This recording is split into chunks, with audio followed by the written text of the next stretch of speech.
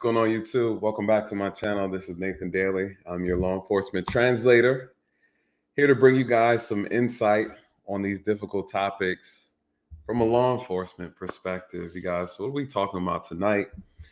Over the weekend in Atlanta, you guys know I'm here in Georgia. It's been complete madness. I call Atlanta the new Gotham City because it's like Gotham City now.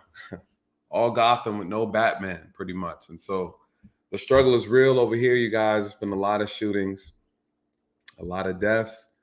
But these deaths aren't regular deaths. We're talking about, and not to say all deaths don't matter, because all deaths do matter. But the issue is the kids. A lot of kids, you guys, are being killed in Atlanta, and they're the ones that's doing the killing. It's crazy.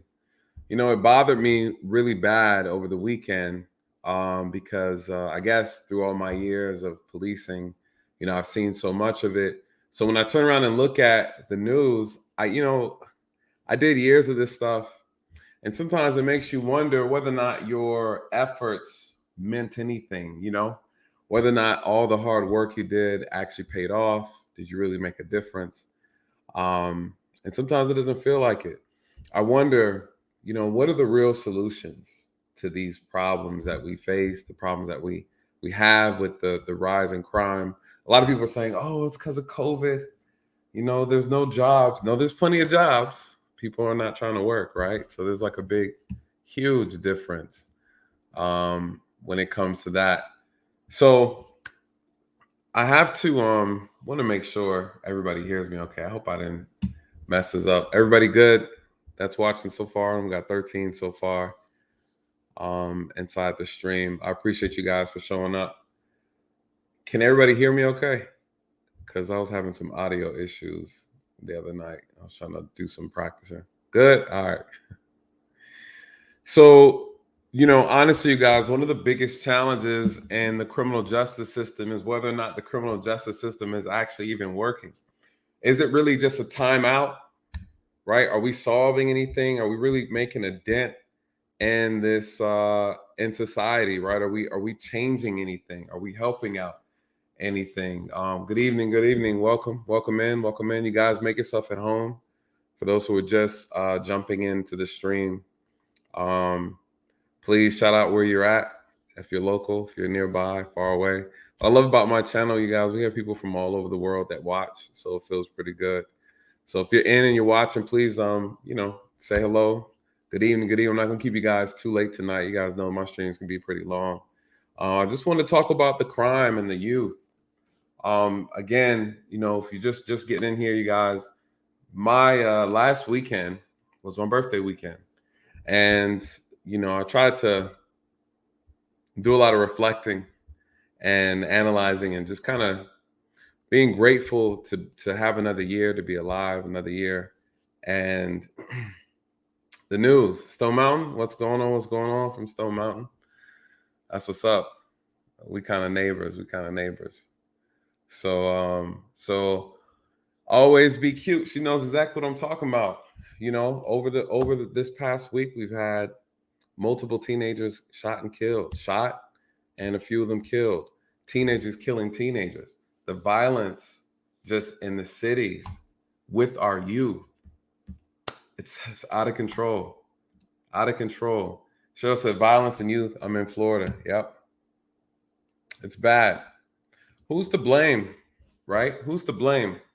And, a lot of people say there's a multitude of solutions. People say, hey, we need more police. We need stricter punishment. We need harsher punishment. We need, some better social programs.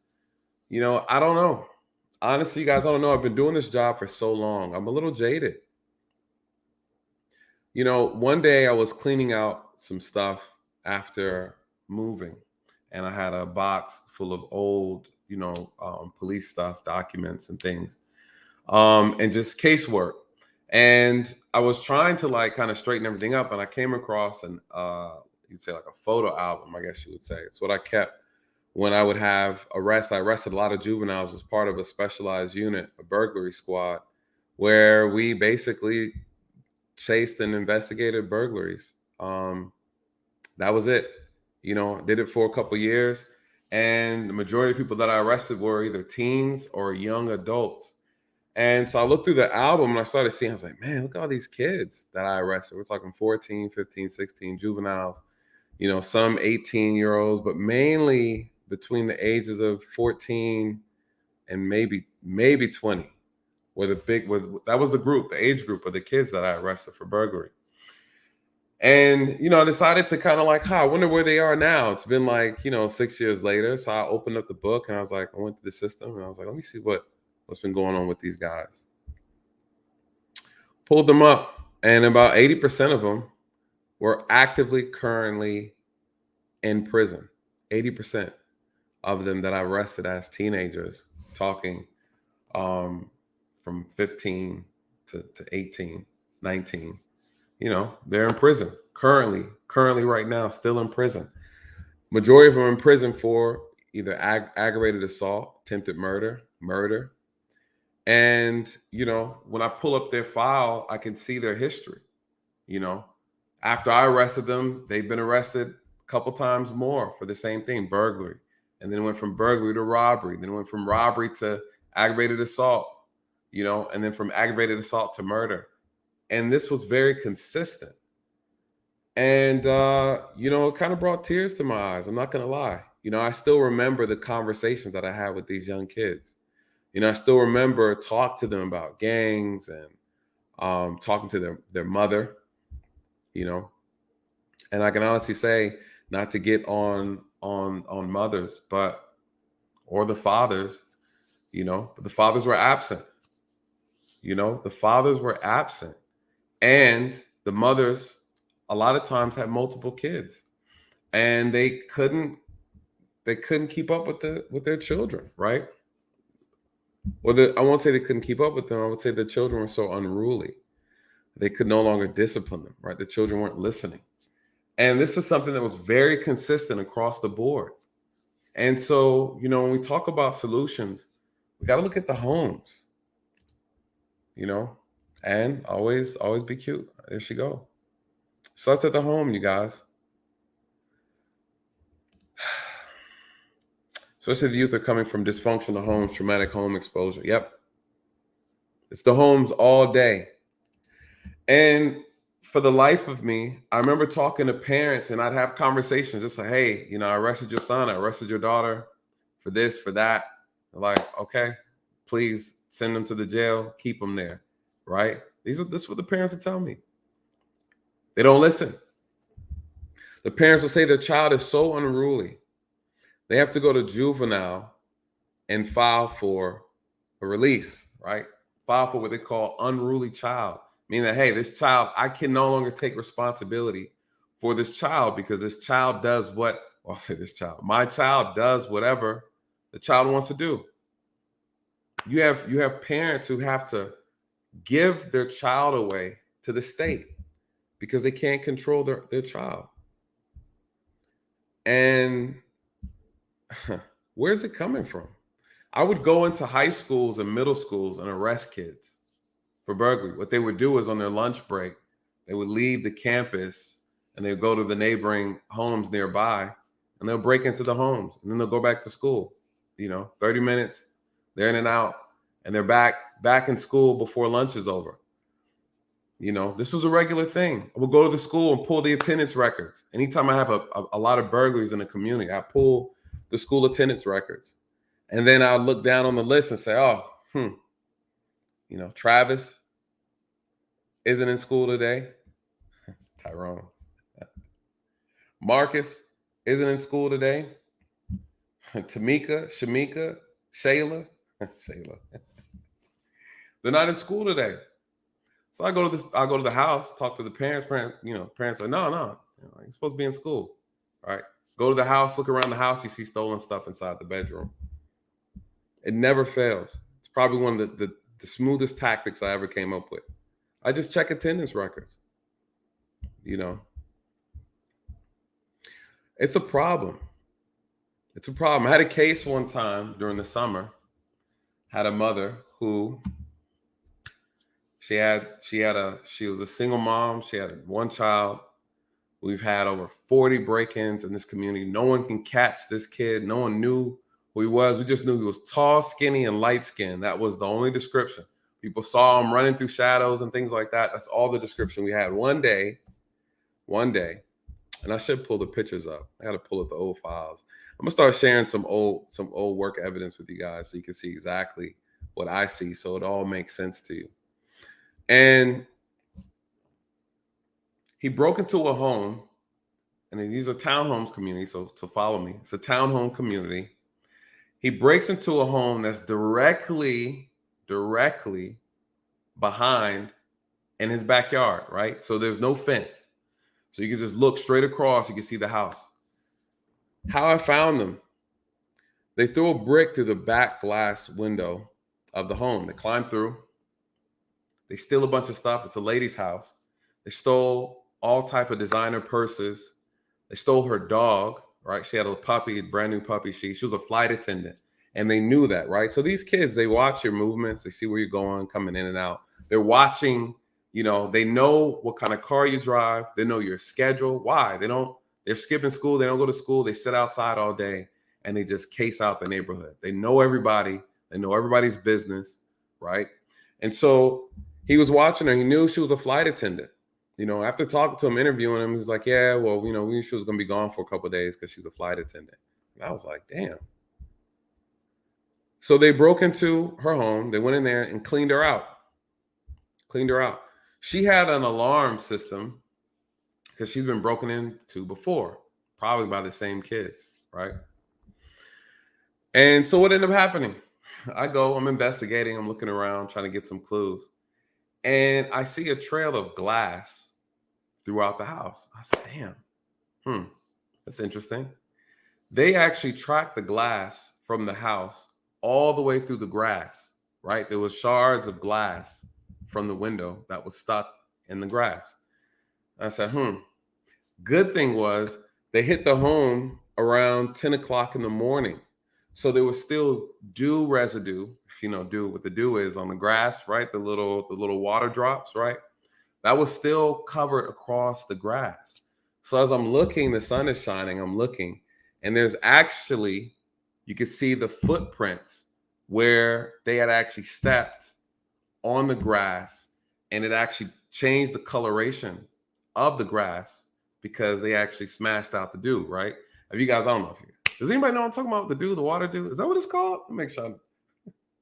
These lives, you know, you can't afford to mess up. So they stepped on the grass, and you can see the change in the color on the grass, and you can see the footprints through the grass. That area is just, it's never been walked on, right? Since I guess it's like the moisture from the air during the changing of time. I don't know. Listen, science is not my strong point. So anyways, I see the footprints all the way back to the patio of this house, the house where the suspect lives. So I walk over there and I notice that there's glass shards on the back patio as well. Clues, right? So I go and knock on the door. The mother answers the door. And I talk to her. I say, hey, listen, here's the evidence that I have. I'm investigating a burglary.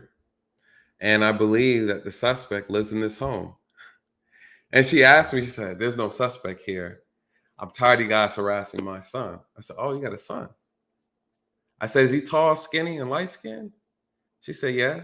I said, okay. I said, so I'm looking around. I see some shoes at the front door. I said, well, they tracked glass all the way from that location, the victim's home, to this location here. And she said, okay. I said, ma'am, listen, I mean no disrespect, but could you please just check the bottom of the shoe? If there's glass on there, it might be a clue. And she looked. She turned the shoe over. He was wearing some Air Force Ones. And you guys know the pattern of Air Force Ones on the bottom of the shoe. Very circular patterns. Glass was wedged all in between the shoes. All in between the shoes. I said, all right, ma'am, I need you to stand by. You know, I said, where's your son at? Oh, he's upstairs. He's been asleep. No, he ain't been asleep. He's been breaking into people's homes while you've been asleep.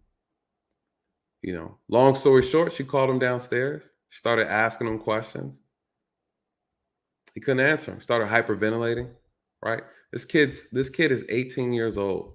During the summer, him and his best friend kicked in 2 doors that morning while people are away at work, right? We go upstairs to his bedroom. He had 3 flat screen TVs. He had a puppy. He had 7 designer bags, 2 laptops, jewelry boxes, jewelry, all types of stuff. I'm looking at the mom, like, do you not go in his room?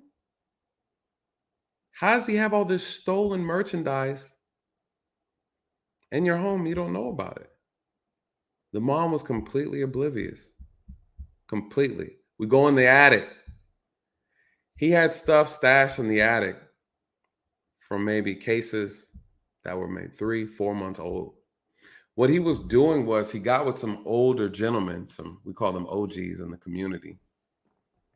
And they use the juveniles, right? The young kids to steal. And then they pay them for the merchandise that they get, right? Call it fencing. And this is how those kids were making money. It's how a lot of the juveniles were making money, that out of the rest, the burglary juveniles. This is before because these kids can't go on Amazon, right? Amazon wasn't a thing then, right? We had eBay, right? So there wasn't a way for these kids to fence these things, through social media. Those things, we didn't have all that stuff. Now they use things like, they're using Craigslist, of course. Back then they're using ads and stuff like that. But a lot of times people are selling these stolen stuff in front of, gas stations, barbershops. But these kids were stealing items for grown adults. The grown adults were paying them pennies for these items, and these kids was getting cash for it. That's how they did it. The same thing with stolen cars. These kids, these juveniles will steal these stolen cars, but these adults. And then these adults will take the car, they'll flip it, right? They'll clean it. A lot of them are sending these stolen cars over to Africa. That was a big thing. It's still a big thing. Still in these high-end vehicles, they'll strip them and then they'll send them overseas. And they make good money and they pay those kids good money. And I'm telling you this because this has a lot to do with one of the cases we're going to talk about that happened here in Georgia. You guys, it's very disappointing and it's very sad. A lot of parents are losing their children via death, via what would you call it? The prison system, right? A lot of people like to laugh and joke about it, and say that, this prison industrial complex, you guys, but to be completely honest with you, some of us are walking in these prisons. They don't need any help, you guys. Now, they might keep us longer than we need to be kept, right? We can agree to that. We do get unfair sentencing. This is very true. And especially when it comes to our counterparts, right? When we compare white men and black men who commit the same crimes, we know statistically, and this has been proven, that black men have 20%, the sentencing is longer, 20% longer than white men, right? For the same crime. So that's something that we do know. And, I knew that growing up. I remember my mom telling me that as a kid. She said, they're going to treat you a little harsher if you come out here and do the same thing. You can't come out here and commit the same crime and think you're going to get hit the same. The discipline is not going to be the same for you. This is what my mom told me. You guys, that was enough. That was enough for me to be like, all right, well, I don't need to be doing it then. If you're going to give me 10 and give him 2, no, I'm good. You guys, it didn't take much. It didn't take, my mom, my dad's different. My dad, what did he tell me when it came to discipline in reference to crime? He said, if you do it, you're done. You're out there on your own. Don't call. Don't ask for no help. You're in there. At least when my mom was like, depending on what you do.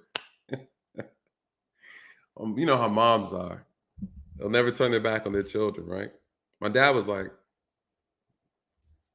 you're not my son, right?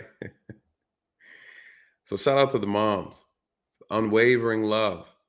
Sometimes love is too much, right? One would argue that some of the moms are raising some of these these tyrants that we have in the community today. No disrespect to the moms. No disrespect to the moms. Shout out to everybody in the chat, those who are watching. You guys make yourself at home. This is going to be a very deep conversation.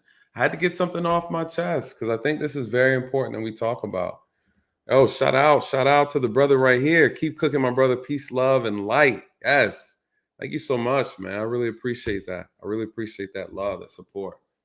I really appreciate that. You guys, we're going to dive into it. We're going to dive into it. Wow, was she really oblivious to just acting dumb? Shout out to Jess X Zika. Oh, Jessica, right? I like that. I like very creative, very creative. Was she? No, very oblivious. A lot of times with mothers, they don't believe their child does wrong. Mothers are the hardest to convince, you guys. I can't. I have murder suspects, kids who have teens, young adults who have committed all type of violent crimes, and then when you have to confront the parents, or when you're stepping into a home with a search warrant and or an arrest warrant for a child, for someone's child, they're in disbelief. They're in disbelief. Hey, ma'am, I'm here to pick your son up because he's wanted for aggravated assault. He shot somebody, blase, blase. Oh, not my junior. Ma'am, here's the evidence. We have him already, here's the video. That's not him. Ma'am, when I arrest, you go in here, this is him, Or when they come to the precinct, after the child's been arrested, they're like, where's my child at? Ma'am, we caught him with the gun in his hand. We caught him with a knife. They don't want to believe it. They don't want to believe it. And so you have kids who live a double lifestyle. And this is the problem, right? A lot of children are living double lifestyles and the parents are completely clueless. Clueless. I tell parents all the time, you don't know your child. You have some parents that will just vouch. My child would never. Some of y'all raise these kids, you don't know anything about them. I tell people all the time, you only spent maybe 4 hours with your child. Your child spends about 12 hours somewhere else. Talk to some parents and be like, your child's a ringleader. He's like he's second in command of this gang that's been breaking into homes and robbing stores. They can't believe it. The first thing is my child's a straight A student. That stuff doesn't matter at all. You'll be surprised. That's why anytime we have these situations, we have these young Black boys who have been shot and stuff by the police. We've seen it recently with the last few. It's always like, they post these pictures of these kids, their child from 5 years ago, and with graduation gowns on, holding up a Bible. And it's like, no, show us some pictures today. Show us some pictures today, who your child is today, not who he was 5 years ago. There's a difference, there's a difference. Shout out to everybody coming in. Good evening, good evening, good evening. Mr. Awesome, what's good, brother? What's good? Khalifa Kaja, some others don't care.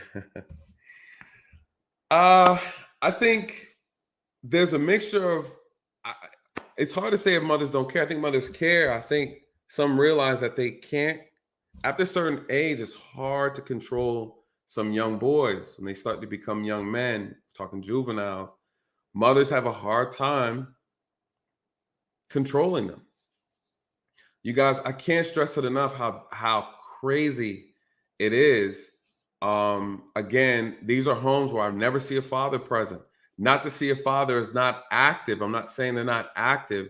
I'm saying they're not actively present in that child's life. They really couldn't be, They really couldn't be. I had one case, I'll never forget this. One case where it was a domestic. I showed up and it was the father was there, father was present. The father the son called the police, actually. The son called the police. I think he was 17 years old. This fool mouthed off at the mom. What's up, Luke Hazley? Shout out to Luke Hazley. She said, just got the notification. YouTube be on that foolishness. So don't worry. We just getting started. So there was yes. Michonne, welcome. It was a pleasure talking to you. The other day. Elbow cough. What's good? I responded to a domestic. The father was present. He lived. He's married. Everybody's a happy home. They had a son 17 years old. The son looked like a damn linebacker, you guys. He was huge. He had bucked on the mom, right? They got into some argument about some foolishness, and he bucked up at the mom, right? During their argument. The father found out about it, and he squared up with his own son. So, because the son, he's 17, he's gotten a little bigger. I'm talking linebacker. He's the same height as the dad. He kind of stuck his chest out. So the father popped him, hit him with the 2-piece in the chest, right? Dropped him. So the son, I guess, embarrassed. He calls 911, right? He calls 911. I just so happened to be one that showed up, So I show up. The 911 call was like, son is complaining that he's been assaulted by the father. So when you say assaulted by the father, it makes it sound like, like there's some abuse. I show up. The dad was a little nervous, So I show up and I get out. The son, he's kind of tearing up. I can see it in his face. But boy was taller than me. You guys, listen, I'm 5'10", smooth 5'10". This kid was taller than me, and he was again, he looked like a linebacker. So the dad is like, he tells me what happened. I said, okay. I said, let me go talk to your son. He said, listen, he had no business putting his hands on me. This the son said. I said, dude, first of all, this ain't your house. And you bucked on your mom, that's unacceptable. And luckily your dad didn't pop you in your jaw, because that's what I would have did, right? Went back to the dad. I said, sir, good job. I said, keep up the good work. Told the son, if you don't like living here, you're more than welcome to get a job and get your own place. I said, the benefit of having a father is that he is here to discipline you so that I don't have to. Because when you leave this house and you come out here on your own, you're on your own. You're on your own. And that's the reality. A lot of these kids leave the protection of their home and they come out here in the streets, you guys, and they get disciplined by the streets. And the streets are unforgiving. They're very, very unforgiving. It is a privilege to have parents that care. It's a privilege to have a father that cares. And I told the father, I said, sir, good job. Good job. He's like, man, I was a little nervous, because I said, no, not at all. I said, don't ever be. I said, because if I discipline him, he's going to the hospital, right? He's going to the hospital. I think that is the biggest problem. We have a group of unruly children that they hate authority. They don't want to be told what to do. They want to do what they want to do. They don't understand the level of consequence, you guys. You make one wrong move out here, you're done. You're done. I always tell these kids, I say, don't put yourself in a situation where you have other people deciding your fate, deciding your outcome. Don't put your freedom in the hands of others. I tell them this all the time, you guys, all the time. For me to look back and I see several kids I've arrested in prison for murder, for aggravated assault. I don't get it. I don't get it. It's not even a question of right and wrong, right? We know we're not supposed to do certain things. So it's deeper than that. Some of these kids, you guys, I can't tell you enough. I was talking to Uncle Stu about this yesterday, and I said, Uncle Stu, people don't believe what I'm saying. They think I'm capping, right? They think I'm just a cop talking mess. Someone said the other day, I was on the platform, they said, hey, these are the things you're saying, Nathan, is conservative talking points. Conservative talking points. What the hell does that even mean? Why does it matter where the message is coming from if the message is true? If the skin's white, black, Asian, Hispanic, pink, purple, green, why does it matter? Conservative talking points.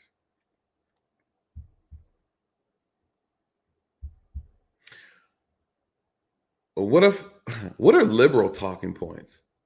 False promises? What are conservative talking points? You don't like the way it sounds? You guys, this whole thing, the core problem is family. The core problem is family. People say hard work, right? Hard work. Conservative talking points. I'm not even a conservative. You guys, I don't really care about politics like that. You know, I vote based off of what I vote based off of my values. Period.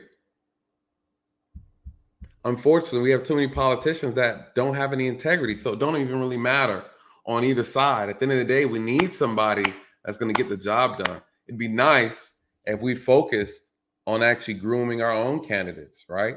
The community raise up people, get behind people in our own community, and push them to be politicians. How about we pick our own instead of people keep saying the lesser of two evils? At some point, it's like, what are we going to do, right? We got to do something. We got to do something. There's a solution to everything, you guys. There's a solution to everything. All these lesser of two evils, all these, what options do we have? You guys, we have a lot of options. Oh, Lucchese, thank you so much, my love. Thank you so much. I got a chance to finally talk to Lucchese. Such a bright light, such a bright light. Thank you so much, Lucchese, for always supporting. I really appreciate it. You guys, these are tough conversations. What are we doing with our children? What are we doing? I'm going to tell you what's happening in Atlanta, you guys. It's complete madness. It's complete madness. Always be cute. So thank you for keeping it real. 100%. 100%. I didn't play with neither my sons or my daughter. I didn't care if I had to catch them in their sleep. I got my points across. No one is in jail or on drugs. Amen. You sound like the mom. You guys remember that kid during the protest? He was out there rioting. The mom recognized him, and she walked up to him, snatched his mask off, and started beating him in front of the news camera. I said, yeah, that's what we need. That's what we need. You guys, I would have parents call 911 because a child didn't want to go to school because their shoes were damaged. I had one parent call, kid didn't want to go to school because he couldn't find his earrings. He didn't want to go to school because he didn't want to miss the bus, everything. Wasn't trying to go to school. The mom called 911. She couldn't get him out the room. It's a middle school kid. I show up, kid's 14 years old. The mom is trying to negotiate with a 14-year-old boy. I said, where's the father at? So what I say, you guys, and I say that when I go into these homes because I never want to be disrespectful, right? As another man, I'm very cognizant of that. You call 911, here I am, for your son who's 14 years old. He doesn't want to go to school because he can't find his earrings. I said, first of all, he's a boy. He shouldn't be wearing earrings in the first place. No offense to the fellas that wear earrings, but this is a boy, right? He's 14. Why is his ears pierced? Right? So I go in there. The kid has designer clothes. He got shoes that I don't even have in my closet. Video game system, got his little Xbox, all this. Nice TV. He refuses to go to school because he can't find his earrings. He wants to be cool. He believes that it'll make him cool when he goes to school, right? The mom called 911 for that. You guys, listen, this is our community I'm talking about. Mind you guys, I've served our people. This is our community now, right? I'll never forget. You don't forget these type of stories because it stays with you. I said, "Where's the father at?" "Oh, he's no good. I don't deal with him." Okay. So you called 911. I said, "What's your emergency?" "Well, I was just hoping that maybe you could talk to him." Now, listen, you guys. Unfortunately, as officers, we wear multiple hats. We're not just crime fighters. This is the community service piece that people are saying they want to see more officers do. Now, I can do it because I like the community service aspect. I like interacting with the people. So this is not an issue for me. For some people, you guys, for some officers, they don't like doing it. They think it's a waste of taxpayer dollars, a waste of resources. One could argue that your child not wanting to go to school is not a 911 emergency. We can all agree on that. But this came out as a domestic issue between a mother and a child, a domestic between a grown woman and a 14-year-old boy. That's not a domestic. This is a you can't discipline your child problem. This is your child is running you problem. This is a child who has no respect for his parent problem. This is what the issue is. This is where it's starting at. 14 years old, a 14-year-old boy refuses to not go to school, looks his mother in the face and says, "I'm not going because I can't find my earrings, mother. How about you buy me more, mother?" Right? You have one of those children that talk to you like that. They call you mother, father. All right. Put the dinner on the table, mother. Now, right? There's like this. I said, "Man, why are you?" I said, "I don't understand." I said, Did you beat him? Where's your belt at?" That's what I said to her. "Oh, I can't beat him." I said, "That's the problem. You need to beat his ass. That's what you need to do. He's a boy. He shouldn't be wearing earrings in the first place. He's 14. Nonetheless, I go and talk to him. And I go in there. So I said, "John, what's the problem?" I think his name was he had a weird name, like Shinquavius. You know how people do with these names? We get creative. Shinquavius, Quay, whatever they call him. What's the problem, man? I said, "You're going to school today." No, I'm not. I said, "I'm either going to put you in these handcuffs and we're going to get in the back of this car and I'm going to drive you to school. Or you can get your mom's car and she can drop you off. That's what we're going to do." I said, "Matter of fact, you know what else we're going to do? I just told your mom you're grounded. You're grounded for a month." Grounded? So he said, "Grounded?" He said, "Never been grounded." I said, "Oh, really?" I said, "All right, hold on." Went back to the mom. "Listen, all this stuff you got in this room, TV, video games." I said, "All this stuff need to go. Shoes." I said, No. Take all this out the way. Take all of that. He need one pair of shoes. Why you got 20 pair of shoes? What are you doing? This is the problem, you guys. This is the problem. What we end up doing? She said, "Well, every time I try to talk to him, he closed the door and locks the door to his room. He locks the door." This is what she's telling me. This is a mom. He locks the door. I said, "Man, whose house is this?" "Yeah, I know, but I just..." "What?" Okay. What do I do, you guys? Take my little knife out. I pull the hinge, right? If you guys know how to pop the hinge off a door real quick, you take the little cylinder piece out, right? So I popped that, boom, took all three of them out, took the door off, put the door in the mom's room, and gave her the hinge pieces. I told the son, I said, listen, no more disrespecting your mom from today forward. When you learn to have respect, you'll earn your door back. I said, Mom, go in the room, take all his electronics out, take the TV, take the video games, do it now while I'm here, right? He sat there, he just started crying. 14 years old. I'm teaching the mother how to discipline her own son. You guys, one would say it's too late. He's 14, he's used to it now. He's running the house. We took the door off. She went and took his game systems out. I told her to take his shoes. Why do I tell her to take the shoes?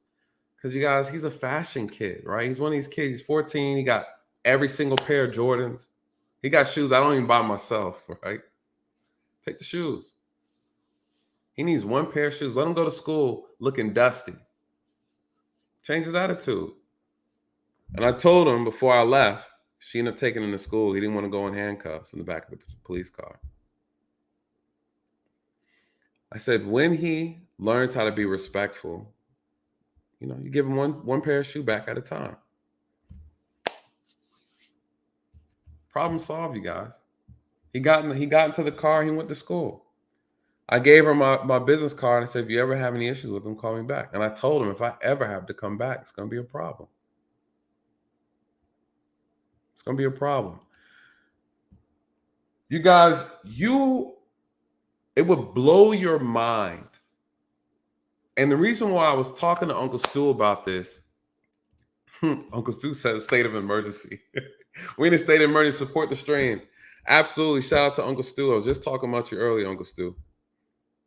We're having this conversation yesterday. Thank you so much, Uncle Stu, for the support. We're having this conversation yesterday, and we're going to have it again tomorrow about the state of emergency within the Black community, talking about how our community is on life support.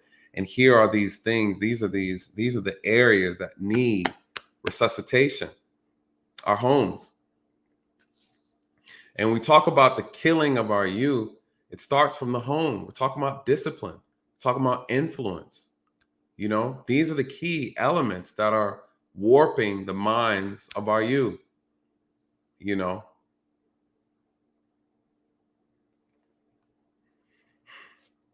New Growth has a really good question. Nathan, have you ever served their communities? And so tell me how the different. I'll get into that.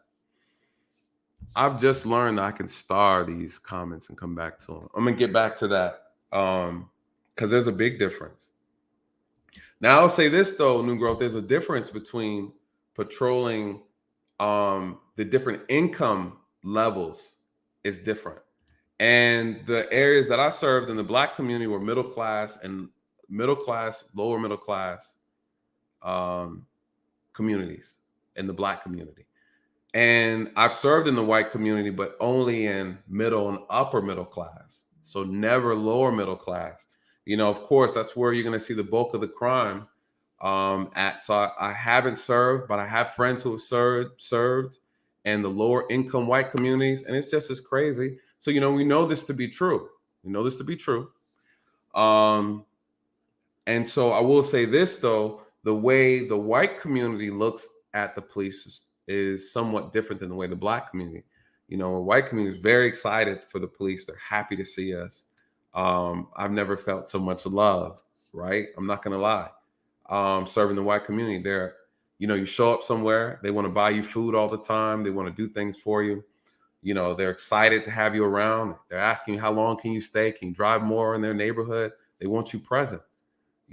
I would say it's the exact opposite in some areas of the Black community. We're not wanted, we're attacked, we're insulted, and so I understand where the issues are coming from, or the dislike is coming from. So I do understand. So I never took it personal, but it does impact a lot of officers' mentality and their desire to want to serve a certain way or go above and beyond, So it does have an impact on an officer's mentality. Absolutely. Absolutely. That's a great question though. I'm gonna dive into that a little more. Um so you guys, listen, Jeff you saying, wow, that's crazy. You guys, I'm telling you, this is why I was telling Uncle Stu it's important, because you guys can hear it from me, but some people are, they're calling me out and saying that, nah, you see things, you're biased. You guys, and I'm glad people say that, because one of the most important things we need to do is we need to get people who work in all aspects of our community. We're talking teachers, we're talking DFACS workers, counselors, therapists. Let them come on to these panels, you guys. I'm going to start reaching out to them and have them come on here to share with you what they see from our community, so that we can have a very clear understanding of what needs to be addressed. These aren't conservative talking points. No one cares about talking points. Let's look at the data. Let's look at the facts, right? Let's look at the facts. The news is biased. We know that, right? We know the media likes to air out black laundry like every day is Sunday. We know that. Wouldn't it be dope if black people had their own media channel and they just aired out white people's dirty laundry every day? It'd be balanced. I'm big on balance, you guys. I'm big on equitable treatment. It's not a white or black thing as much as be fair, be equitable. So what is the issue? When you have someone who works for DFACS, who's worked in the predominantly black community, you guys, they come up here and tell you stories that'll blow your damn mind off. Blow it right off. I'm telling you. And I only see what I see. They see more than I see. They see way more than I see, because that's what they do all the time. All the time. They get to follow up on things that I started. They get to find out the backstory. How these kids got to how they got, right? How they created this situation, how the parents created the situation. They get to see the whole story. I only come in on a short, brief time to address the crime, the issue, safety, and then I'm gone, you guys. I'm off to the next home, off to the next criminal, off to the next victim. But the DFACS workers, these social workers, they stay. These counselors, they stay, and they get the whole story. They get the whole story. Yeah, the mindset, cell phone, the games, repeatedly, they have no sense of responsibility. Man, take it all. I go in these houses and see these kids living better than me. I kid you not, you guys. And these parents are paying for it. And if the parents aren't paying for it, these kids are getting it through illegitimate means, right? Via crime. Via crime. What did Emil say? And I'm gonna go through these chats real quick, and then I'm gonna pull out this article, you guys. We're gonna dive into this child violence issue we have going on. And I know I'm talking about Atlanta because I'm here, you guys. And again, for those who are just jumping in, if you're in the chat, please hit the like button. Please, the like button. I really appreciate it. Emil said, I taught my daughter to have respect for authority at an early age. Absolutely. You guys, this is all education. All education. That was definitely a job a father should have done. Yes. It's unfortunate that you had to temporarily feel that role. You know what's interesting though? My aunt told me something very interesting, you guys. I don't have any kids yet. I want a whole football team. But I don't have any kids yet. After my accident, I started thinking like, man, I almost died.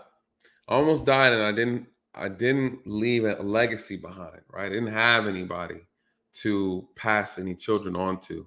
And so, that put me in a bad headspace. And I was talking to my aunt, and she was kind of giving me some advice. I said, listen, I almost lost my life and I never had an opportunity to be a father. And she said, no, that's not true. That's not true. She said, God works in mysterious ways.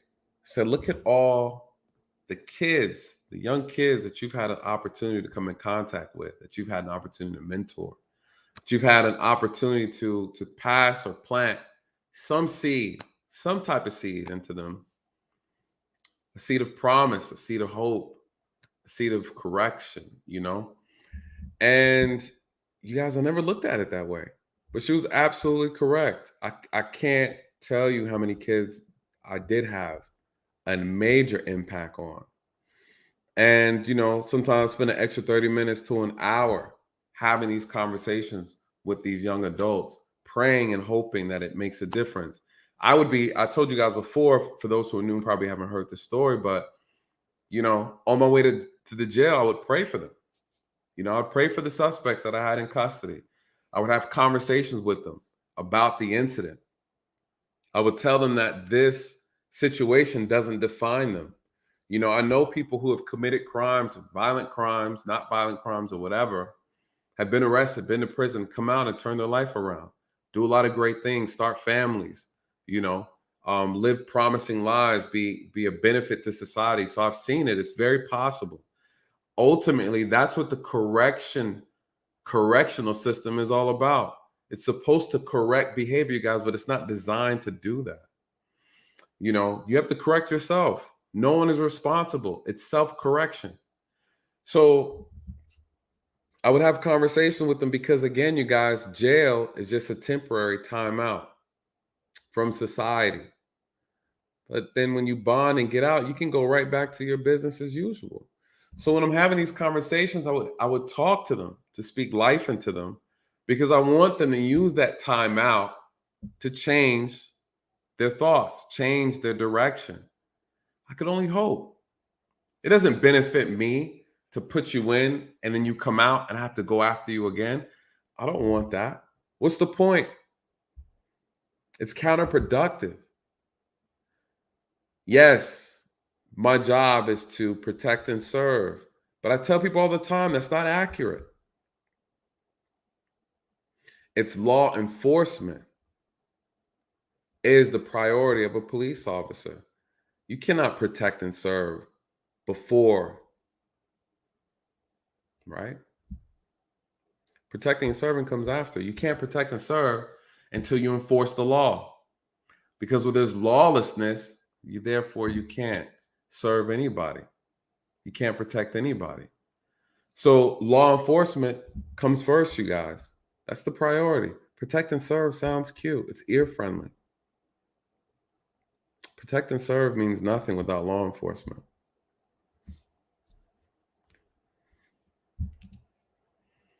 Respect is key. A lot of these kids don't have it for authority. I wonder if there was a male family member to deal with I don't know. It's a good question. The uncles. And sometimes, other men don't want to deal with other men's children. Not everybody has a village, right? Not everybody has a village. And though my parents are divorced, my father was still present. He was still active. But I had a village. I had uncles. I had older cousins, male cousins. So I was surrounded by a very strong balance. Very, very strong balance. Every household is so different, right?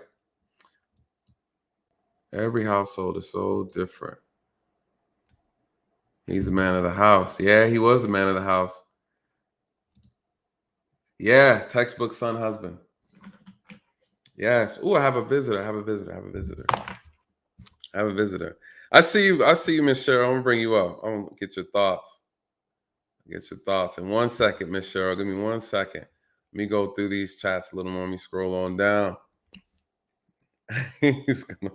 You guys are so funny. Always be cute. So Nathan, I did all that. I cleaned my youngest son's room out. Yep. Put everything in the vehicle and took it all with me to work. Yep. Took the door off too. Exactly, guys. I tell parents all the time, take the kids' door off. They need to earn the door. They got to earn the door. Take it.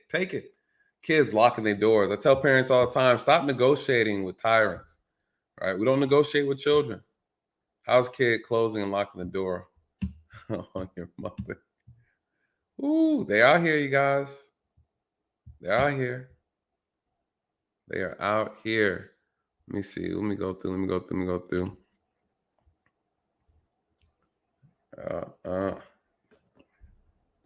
Oh, OG Patrice with the new photo up. Greetings, citation. Shout out to OG Patrice. Shout out to OG Patrice. There's no such thing as an unbiased media. You know, we can make it though. We can make it. We need balance. We need balance for sure. Zenex says, I sent her to her father's home after that. Stayed for 2 weeks and was begging me to come back home. Yep. Stayed at her dad's for 6 months. That's how you do it. You know what I tell? In my family, our family's from Jamaica. And you know, they're threatening to send us back to the country. You know, send us back to the country in Jamaica. You come back, you be real humble, real quick.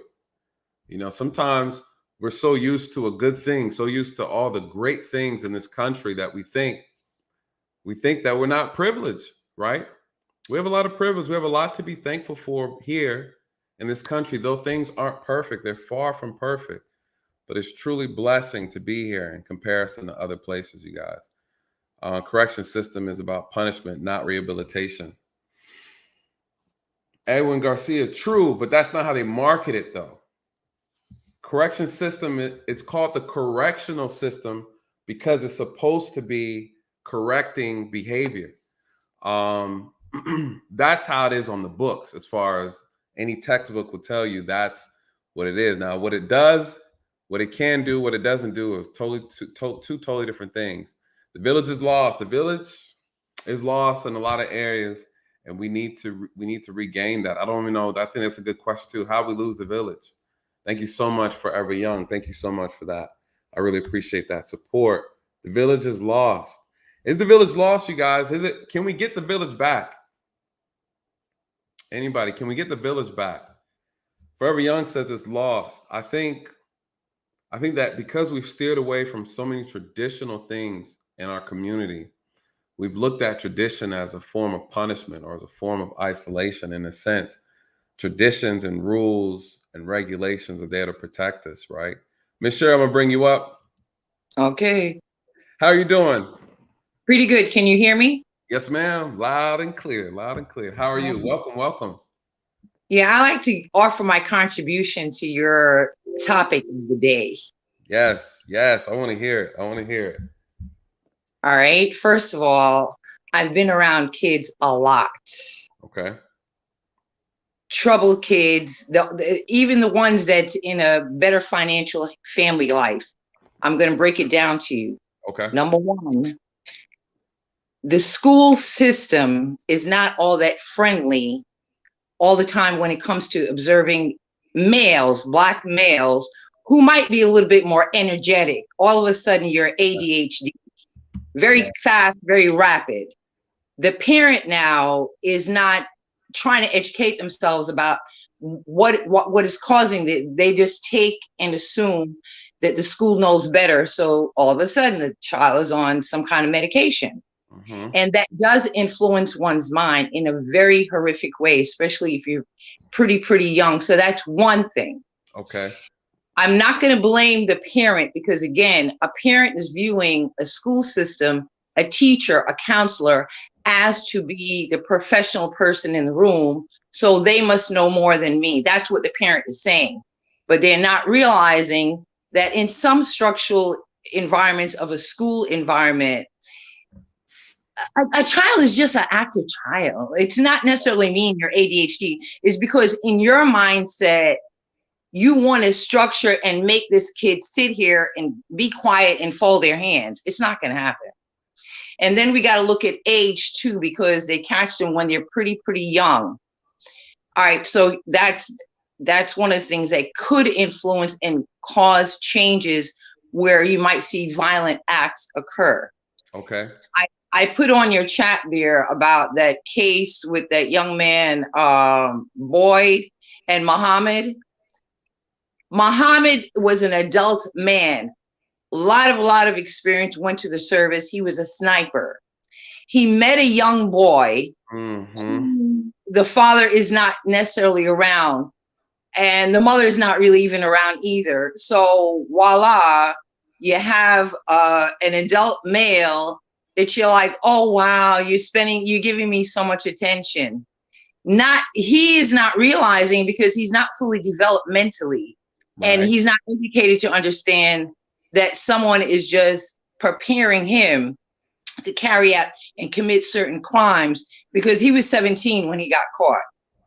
And there are adults who do have a mastermind where they know that if you're younger, you carry it out and it'll be all right with me. Correct. Would you like me to go on? Yeah, absolutely. All right. Another thing is,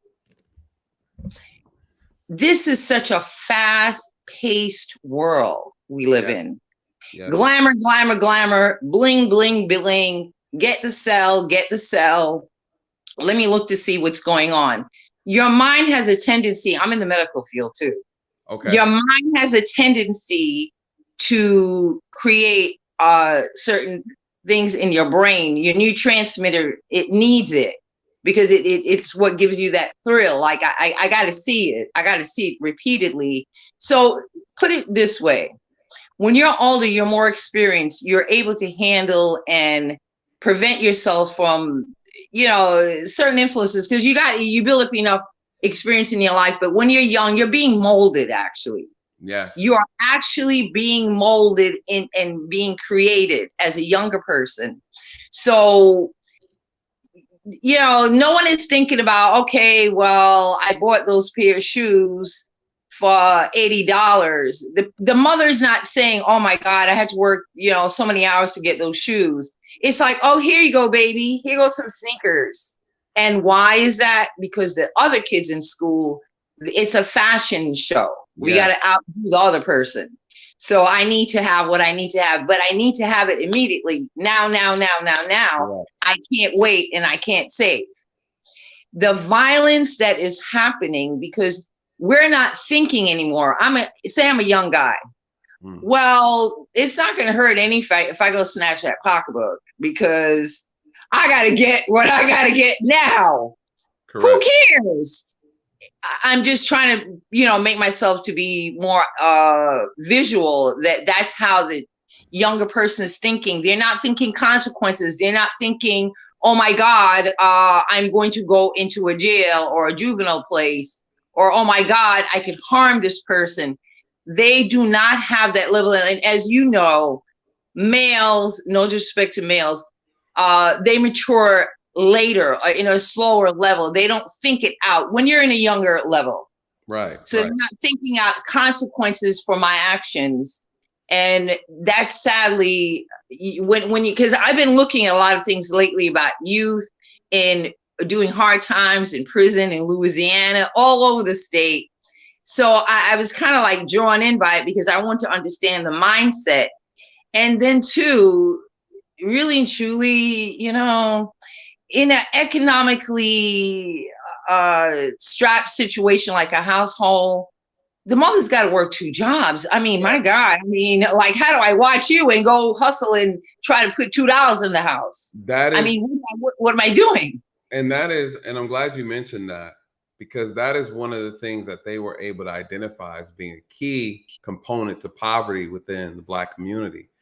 The single parent household, because a single parent would have to work twice as hard to maintain the household, but therefore giving the child less attention. And that child then, you have these what they call them, lock-key children that run out. They got to let themselves in. They're at home by themselves. They're not monitored and things like that. And it opens the door for a plethora of problems, within the household, with the kids. The kids are raising themselves. So there's a couple issues though, but what you said is correct.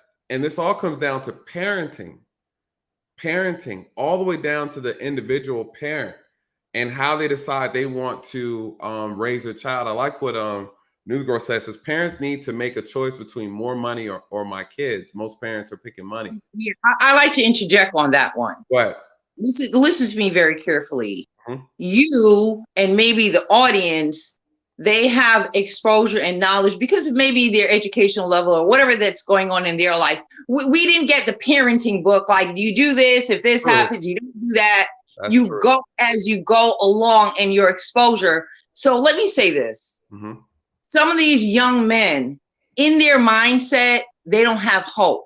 Why? Because guess what? My father, my uncle's in prison and jail. So, well, you know, hey, it's just gonna happen to me anyhow.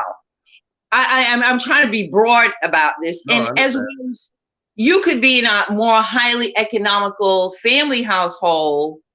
And again, what you said about parenting, I mean, you know, the thing is, some of these people, they're leaving it up to, like I said, the school system. That's And true. oh, well, if the officer shows up, well, the officer is going to put my kid straight. It's not going to happen with that one talk. Like, let's put it on somebody else to do this, to intervene. Like you was talking about that lady, her son has certain things upstairs. Right. You know what? I'm gonna tell you something really and truly. Some parents really do, they turn a blind eye. They Mhm. really do. I'm not saying that she knew that her son ran out and perpetrated all these things. I'm not saying that the parent is going along with it, but you will find that some do, Absolutely. especially if it's an economically strapped household. Like, oh, Absolutely. well, so, you know, nobody got hurt, so it's all Because they're right. helping financially. A lot of times, you know, if they have a child that's a criminal and they're bringing in money and things like that, the parent will turn a blind eye because they're actually contributing to the household to some degree, whether they're buying groceries, paying a bill.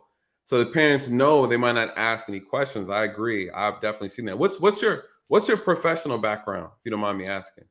I'm a doctor. I do acupuncture and other Okay. things in the medical field. But while I was getting my schooling, I was involved with, I've always been involved with younger people because I want to understand what makes them tick.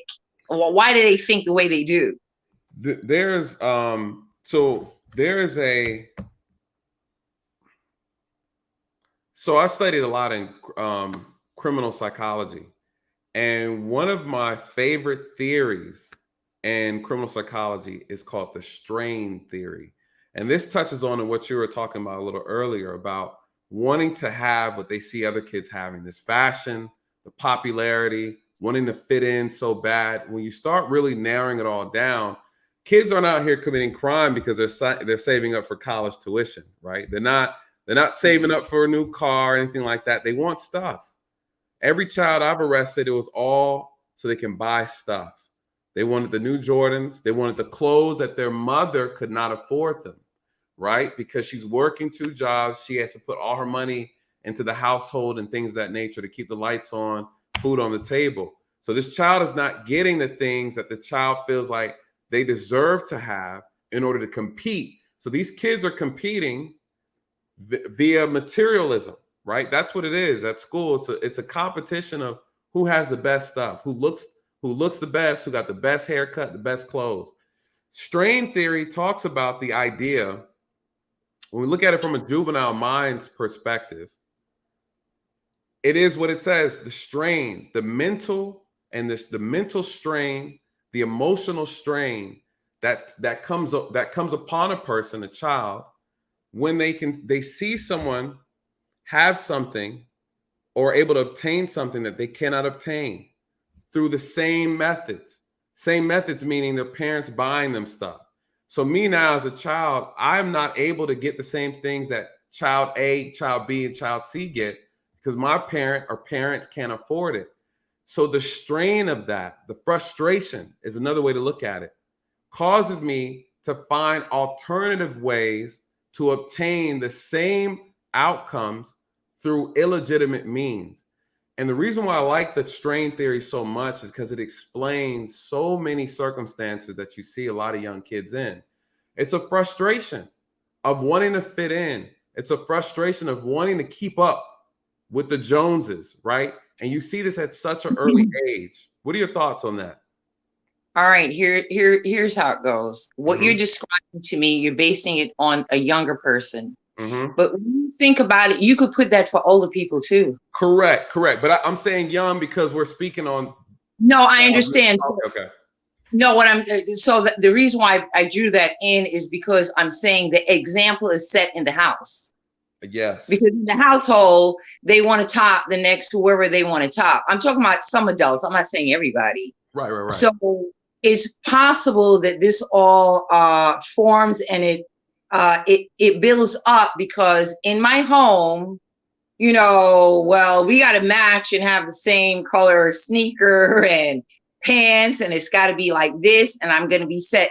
I'm not even, these kids aren't even thinking about, well, wait a minute, I know how to do geometry, but they're Right. I have personally confronted some students. I'm like, wait a minute, do you know how to do that geometry problem? No, I said, you looking pretty good. You looking pretty sharp though. Yeah, you haven't missed a beat with your color coordinations here. I'd make a joke and they'd think about it. Right. So again, what you're describing about the strain theory, I do get it, and I understand that we want to be a part of something, and what we see in front of us, we don't want to be left out of that group. Right. But then, hold on now, you'll have students where, okay, let me do it this way, just as a more extreme. You'll have like a school where you wear uniform. So Yes. the reasoning for that is what you just said. It takes your mind off of who's wearing what. You're more focused on my schoolwork, not who's wearing what outfit. But we cannot all afford these things. But I do agree with you, and I do believe that it begins in the home. And I do think, and I'm not saying everybody now, a lot of this has to do with the way the school is running, and the way these individual teachers will interact with the individual boy. Because I have seen it, and I'm like, wait a minute. Like, you don't even know him that well. Why would you communicate with him like that? Like, I don't understand that. And so what's happening to the psyche? What is going on? I'm a little kid. You're my teacher. I'm looking up at you, and you're saying these things. And so your mind is being influenced in a certain negative way. Your topic about violence is crucially important, because a lot of lives could be saved. A lot of direction could be changed, because again, hey, I could do this quick. Let me just do that, and I could get something. Typically, the motivation is money, unless if you're really out there with some psychopathic understanding of, well, I want to kill these people because it made me feel good. You know what I mean? Right. So if we know the motivation is money, because that is very true, because these cases I'm going to talk about tonight, they're all, I would say, well, some it's money, and some is just simply what you spoke on about before, the inability of young kids. They're having a hard time finding alternative ways to communicate without using violence, right? So when we talk about the interactions of youth, of kids, because some of these cases I'm going to talk about tonight, it's in reference to kids fighting.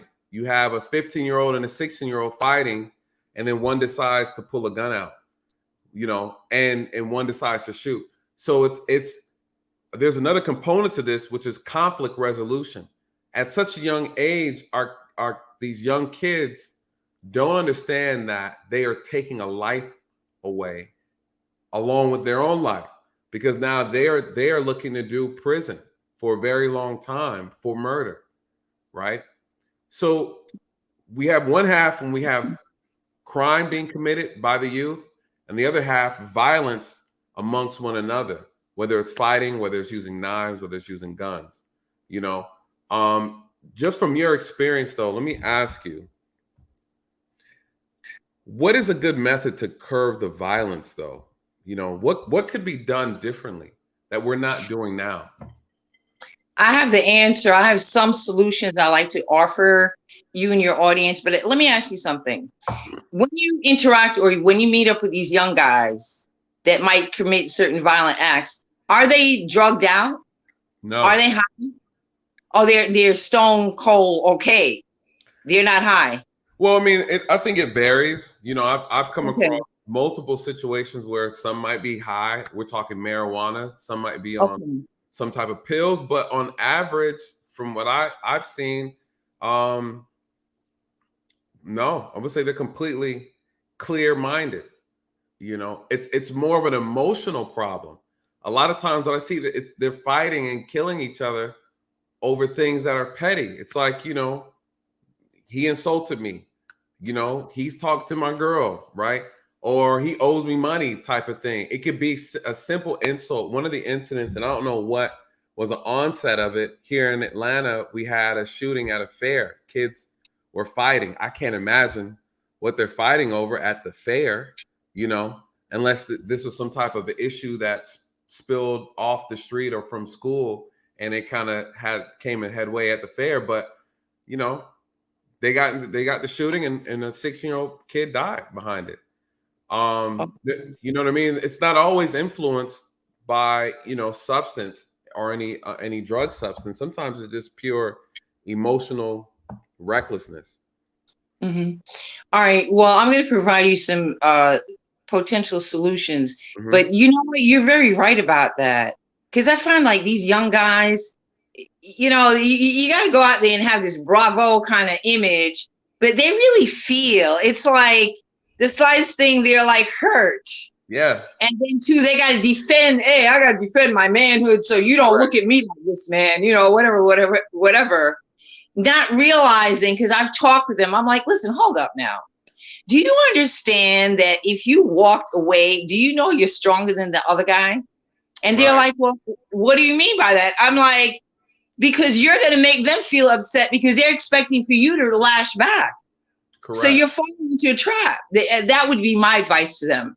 All right, now, solutions.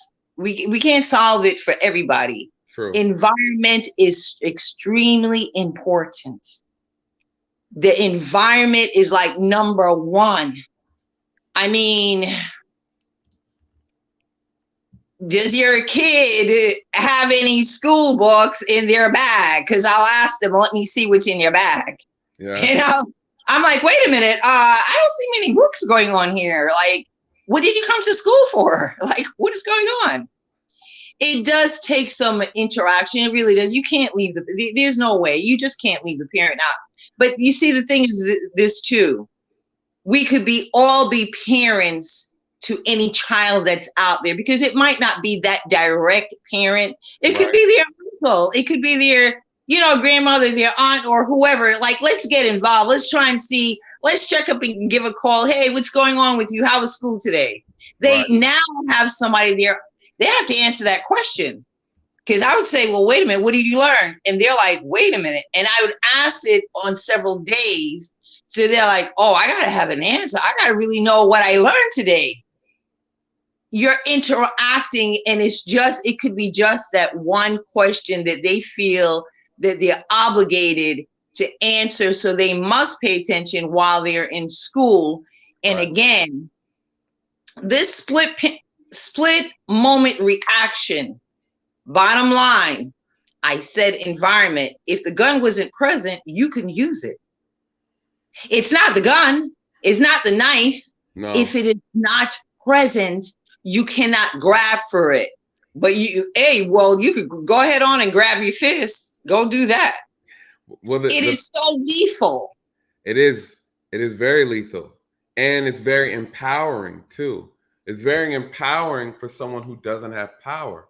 And so, you know, the question is, why do these kids feel the need to have power? Why do they want that level of power? And why are they associating gun with power? Because of how it changes the mood of people when they see it. It's self-correcting.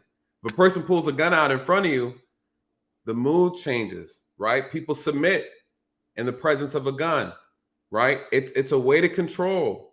And so it's a way for someone who's out of control themselves to gain control and gain compliance.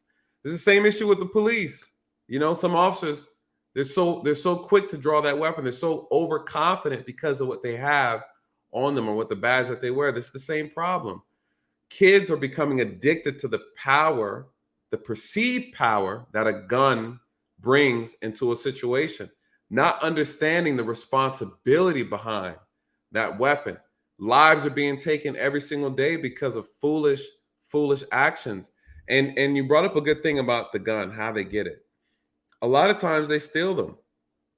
A lot of times these are the same kids that are breaking into cars looking for guns, because unfortunately we have a lot of gun owners that leave their guns in vehicles for whatever reason. And, they're breaking into houses, they're breaking into cars, they're looking for guns because there's no other way for these 16-year-olds and 15-year-olds to get them, And I'm going to bring up some information and share with you guys. You'll be surprised how many child homicide offenders we actually have yearly. On average, almost about, I kid you not, 800 to 1,000 kids under the age of 18 are offenders of committing homicide, committing murder in this country, and it's sad. And it makes you wonder, 14, 15, what are you doing with a gun? And these are middle-class kids. These aren't poor, impoverished at the bottom of we're talking Atlanta. And granted, Atlanta has some rough spots. I'm not going to lie. Atlanta has some rough spots, but this is unacceptable. It's unacceptable. Yes, I agree with you on that. Like I was saying, the environment, but then, and I'm talking about, like, let's say this young man has a gun or any kind of lethal weapon. That means somebody in that household has failed to check what's going on there. You're having this thing in a household too. That's another point. Yes, that's true too. That's true. So I really, really believe, and I really, really agree. Because even like, say, when I go to the store, it's not my son, but I'm like, hey, what's going on? How you doing today? Like, let's say if I'm at the supermarket, because, there's kids around there, right. And it doesn't have to be your child. Like, can't you just give 2-minute attention? You don't have to get into a long, drawn out story. Just some simple courtesy and respect, because they'll say, oh, wow, today that lady talked to me. Oh, man, that guy, he said hello. He said, what's up? And he didn't have to talk to me. It was an older guy. You know what I mean? Right. Like why are we so afraid to say hello to a teenager? People are afraid. People are afraid. I had a kid one time. I was going into Walmart. I was back when I worked the night shift. I was going into Walmart to get something to eat, and I'm in uniform. And I go through the stores. It's like 2:00 in the morning, and there's two kids joyriding on one of the electric carts. They're standing up on it and they're riding around on the carts. And I'm looking at the employees. I'm like, you're not gonna tell them to get off the carts? They're like, last time we tried to say something to these kids, it was a problem. It was a problem. So we just let them do what they want to do. This is what goes on, right? Where we have our own. I apologize, sir. I know it's your show, but I just like my mind just works like. Yeah, go ahead. I want you to get it while. All right, here's the deal. Nobody, even you, even me, would like anybody to approach us and say, stop doing that. It is a technique. It's like, hey, how are you doing? What's going on? The kid talks back. Are you afraid to hear the kid talk back? Okay, he's going to say, oh, I'm okay, or I'm not okay, or whatever I am. Then I'm like, well, do you really think that it's good for you to be on this? Let them talk with you. There's nothing wrong with that. And I like to engage because I want them to not look at me like, like, oh my God, I'm putting down a thing here, and oh man, you need to understand why I'm saying this. Right. Because if I just give you an affirmative, don't do this, don't do that, people are resistant. Like, what do you mean I can't do that? But if you say, well, do you think that could be dangerous? And then they can say yes or no. And then they can automatically not do it. Now, so an approach. Now, I agree in some cases, but I'm telling you, there's some kids that don't care about your approach. They don't care about how sweet and innocent you may come off. There are kids out here that are very disrespectful. They are very disrespectful. And it's unfortunate. And again, I don't disagree with you. I think that's the best way to do it. One would argue that, again, because so many kids have a lack of appreciation or respect for authority, that as soon as they see someone who cannot enforce what they're asking, they no longer care what they have to say. That's why they don't even respect security guards, right? They know if I say something, I have the power to put them in handcuffs and take them to jail. But to your point though, when I addressed it to the kid, I walked up next to him. I say, "Hey, man, now I said, are you handicapped or something?"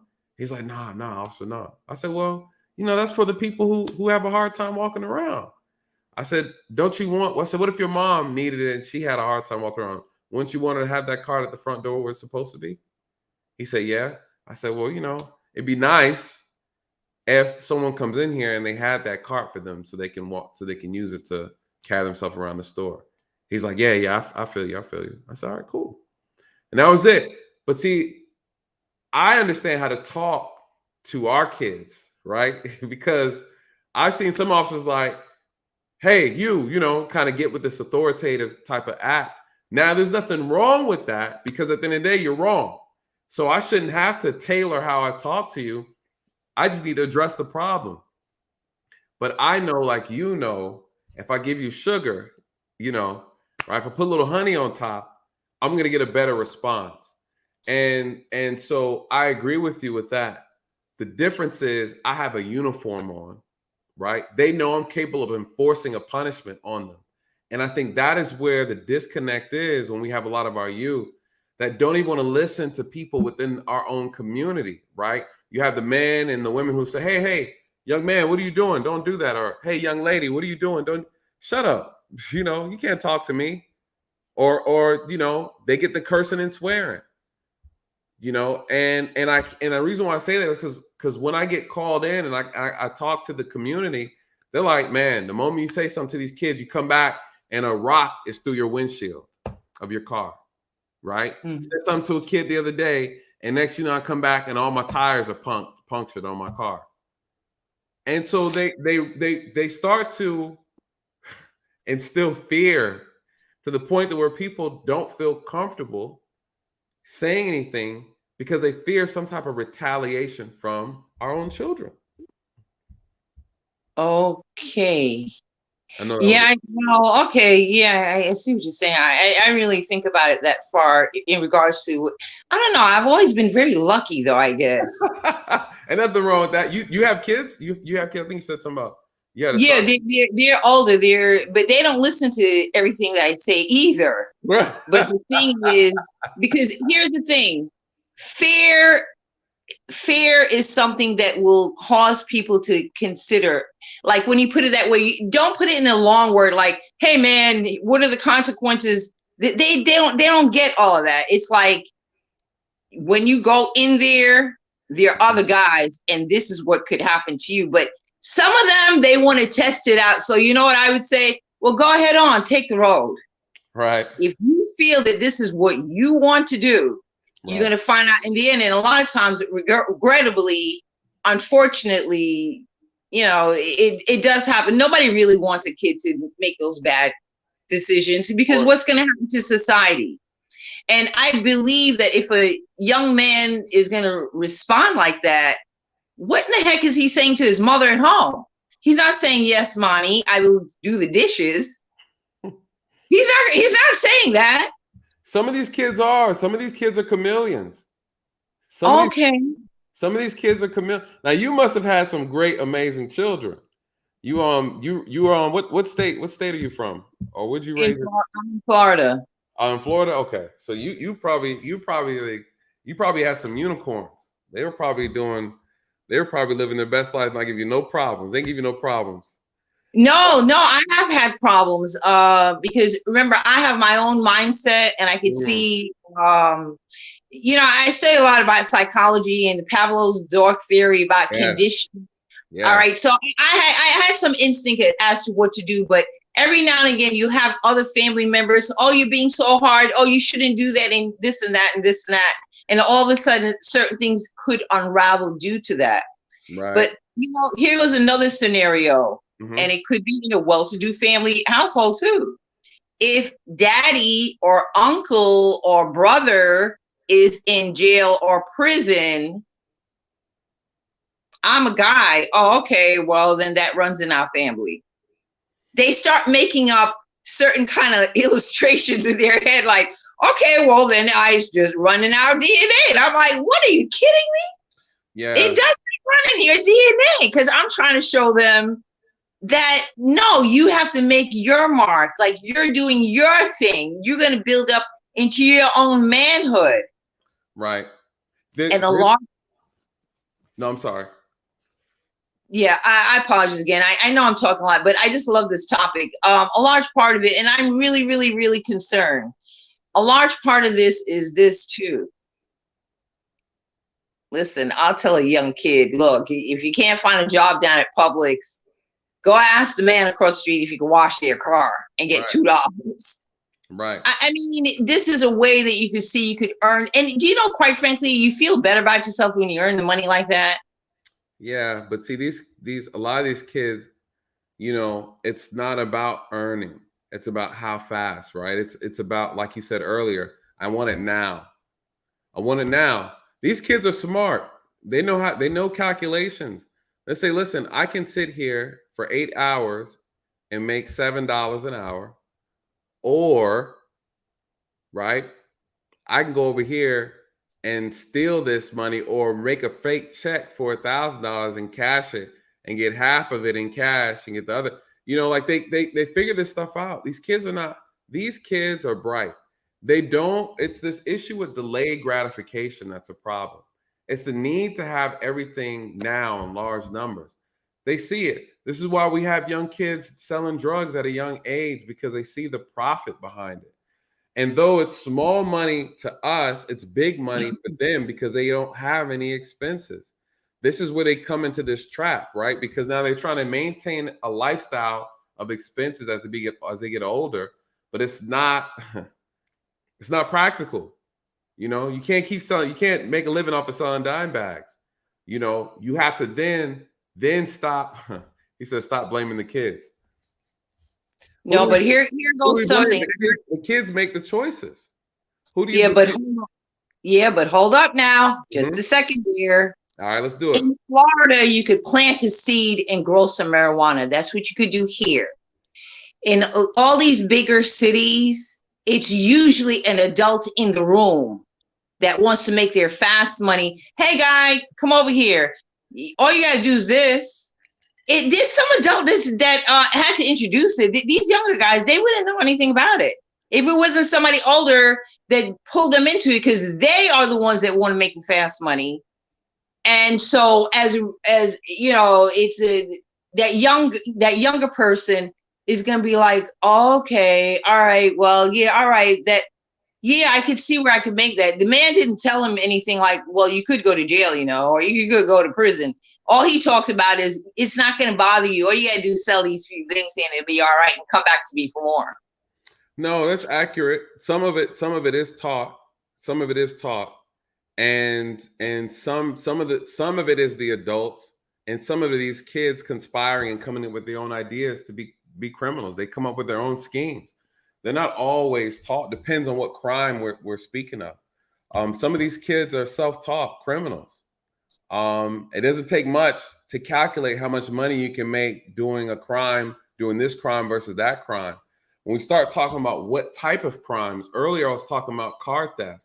These kids steal cars and they're flipping them. They don't have the equipment, the knowledge, or the know-how to flip and clean a car and then sell it overseas.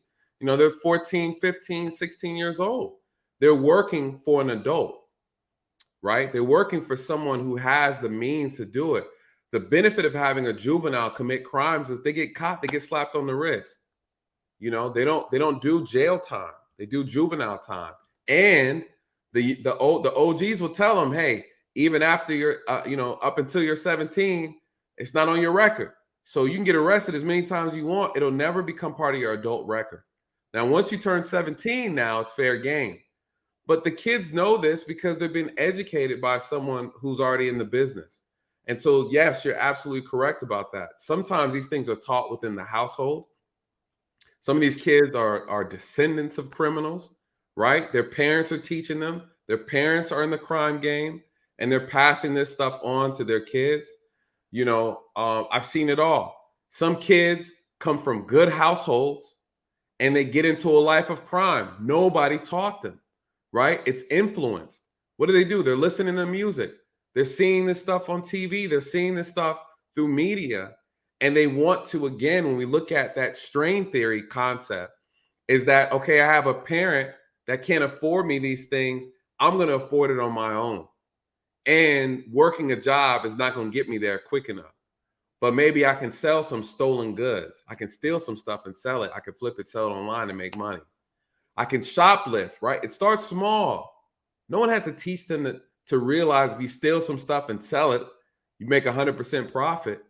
You know, it starts really small. It's introduced through other children who are already committing crimes that they've learned from somewhere else. And so there's a multitude of avenues that get children to a place to where they are. It's not always from the hands of an adult. You know, these kids are crafty, and a lazy mind and an abundance heart and a lazy mind, you're gonna get creative. You know, you're gonna get really creative. Yeah, one of the techniques I used one time when I was volunteering at this police department, because again, anytime it comes to younger people, I try to see what can I do here to make things different. Well, my responsibility was to interact with younger people that had went through, like, they got in trouble, they got caught for whatever they got caught for.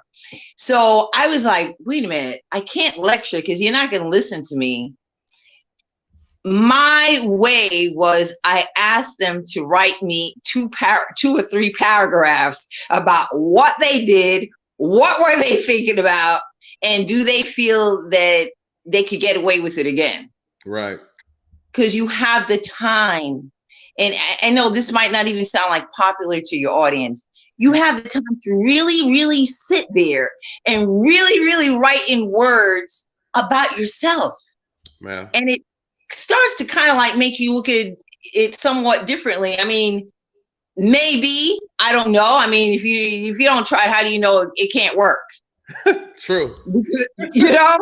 You still need the only problem, I'll push back on that, dealing with kids, is that the only thing I'll push back is that you still need the authority, right? The kids have to be willing to try your method. The problem in a nutshell is that they're not listening. They're not listening. And so what I've noticed works is mentorships, but a mentor is specific for certain children. So every child isn't going to gravitate to the same type of mentor. It's almost like a mentor has to be crafted for a specific type of child.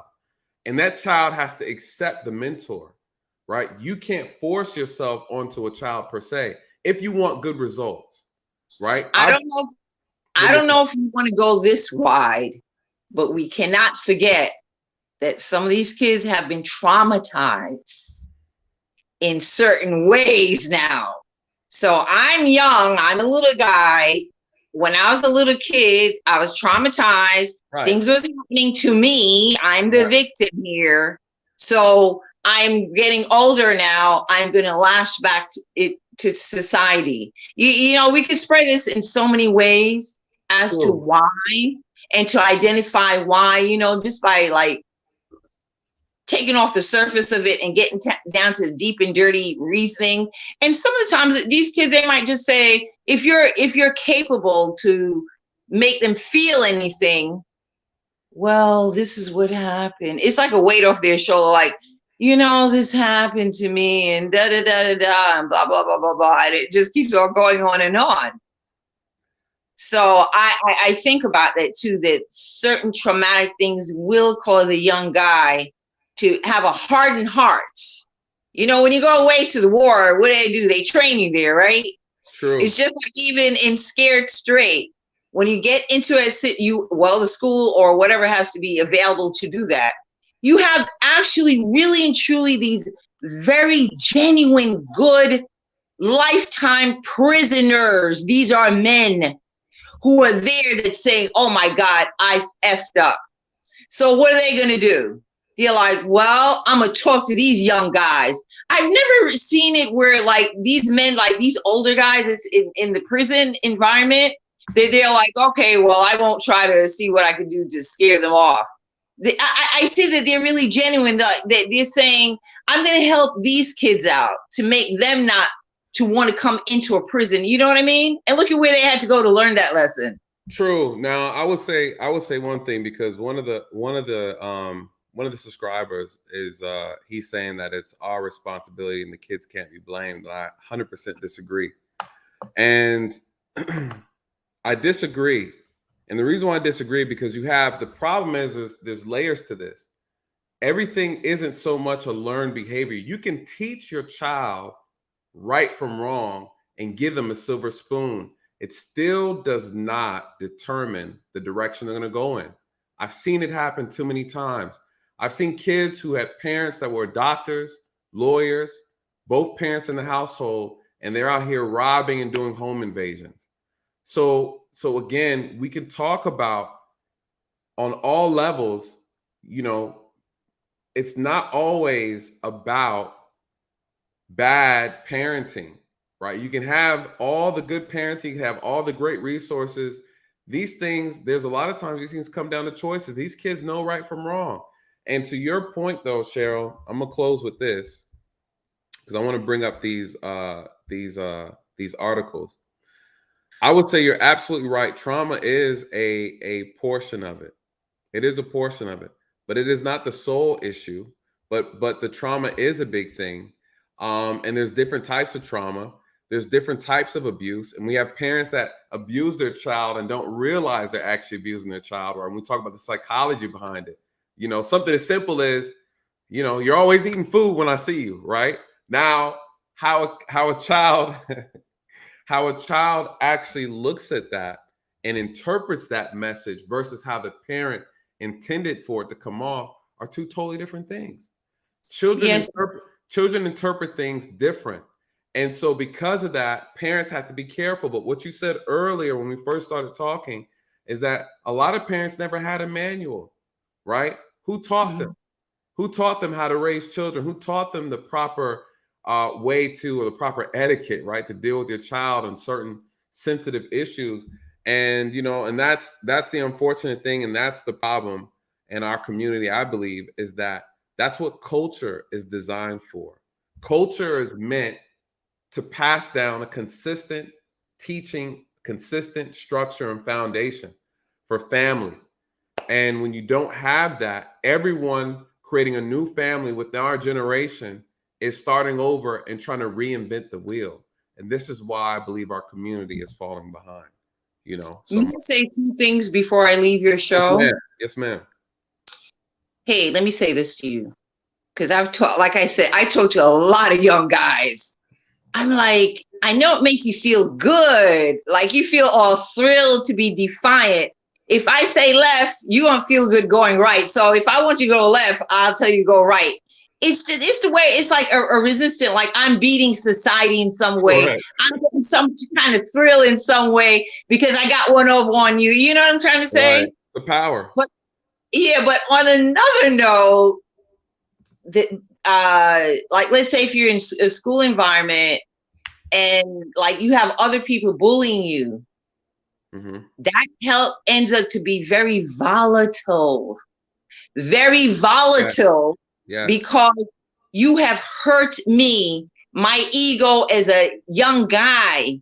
You have put me down to the bottom of the floor here. But it's happening over and over and over and over to me. So one day I've got to get back at you. I am going to find a way to get back at you. I'm just thinking about getting back at you. I'm not thinking I'm going to jail. I'm not thinking about if the teacher's going to get hurt. I'm not thinking about anything. My mind is so caught into getting back at you. And we can take this all out into the street as well, if you know what I mean. Right. No. Thank you so much for having me on your show. No, it was a pleasure. Anytime I'm up, please come up. I'd love to hear your thoughts. All righty. Have a wonderful evening. You too. Awesome. Very different perspective. I like that. You guys, what did Uncle Stu say? How long away? This one talking with kids. What year ago was this? Uncle Stu brings up a good point, you guys. Children have changed. And the way we look at kids, though, it can't change per se, but the way we go about interacting them has to evolve. And, you know, there was an incident recently that happened in this YouTube streets, as people like to call it, where a high profile YouTuber was addressing a younger. He said she's still working with kids. I didn't get a chance to ask her. It sounds like she is, possibly she might still be working with them. I didn't even ask her. She's in Florida doing the Lord's work down there.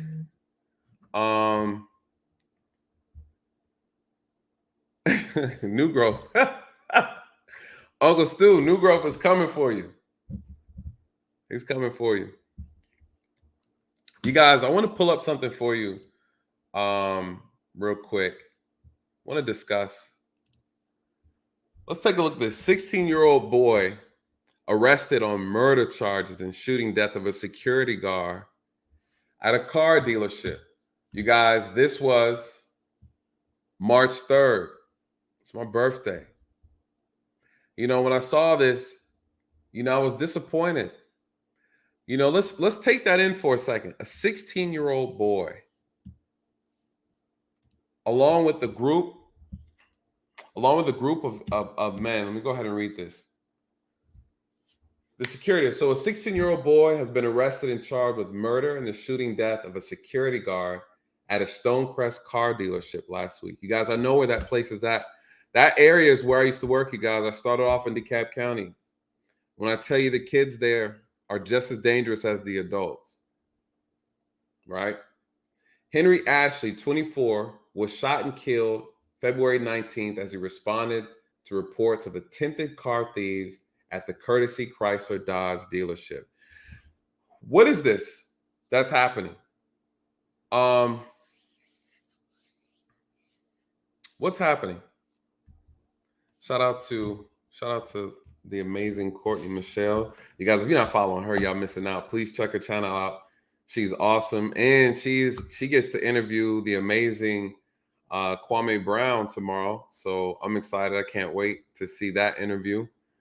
So shout out to Courtney.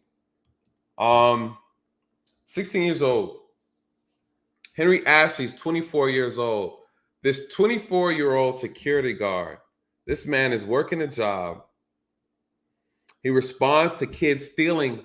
Listen, they're stealing cars at a car dealership. These are brand new cars.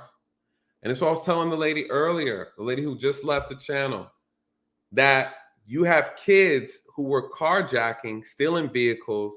They're selling them to older criminals who've hired them to do this job. They're paying these kids good cash, good money to do this.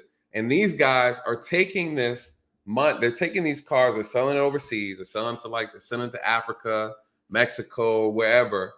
And they're making a lot of money off of these vehicles. You guys, this is a car theft ring. This is a big industry. Big industry. Some of you guys are buying these luxury cars from these buy here, pay here lots and not realizing that these cars were stolen probably from another state. And they duplicate VINs. They wipe the VINs clean. Some of you guys are riding around in cars, expensive cars that you bought at one of these little rinky-dink car lots, right? And you wonder why you weren't able to get your license plate and it's been 6 months. Some of y'all are riding around in cars that have been stolen from somewhere else. You guys, it's a big business. It's a big business, you guys. This is one of the things I really enjoy doing. Investigating fraud, vehicle fraud was one of the things I really enjoy. It's actually really fun to catch them. You see these guys riding around, say you got a neighbor. You see that person riding around in that car. They just got that new car and they haven't got their license plate and it's been about 3 months. You got to look at them sideways. Can't verify that VIN. You know. What Gail say? She said, buy here, pay here. Yeah.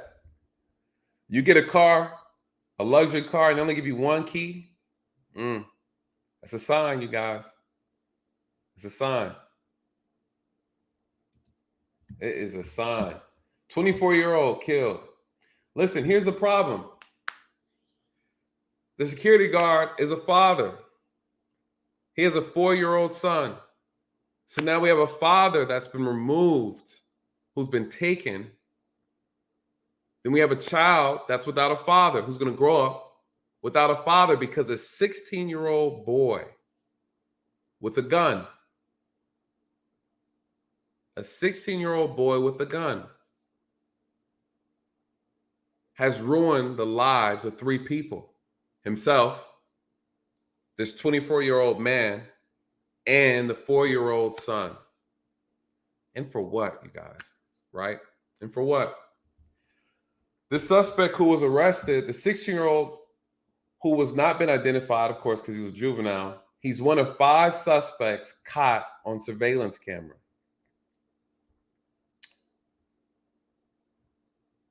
Here we go. You guys,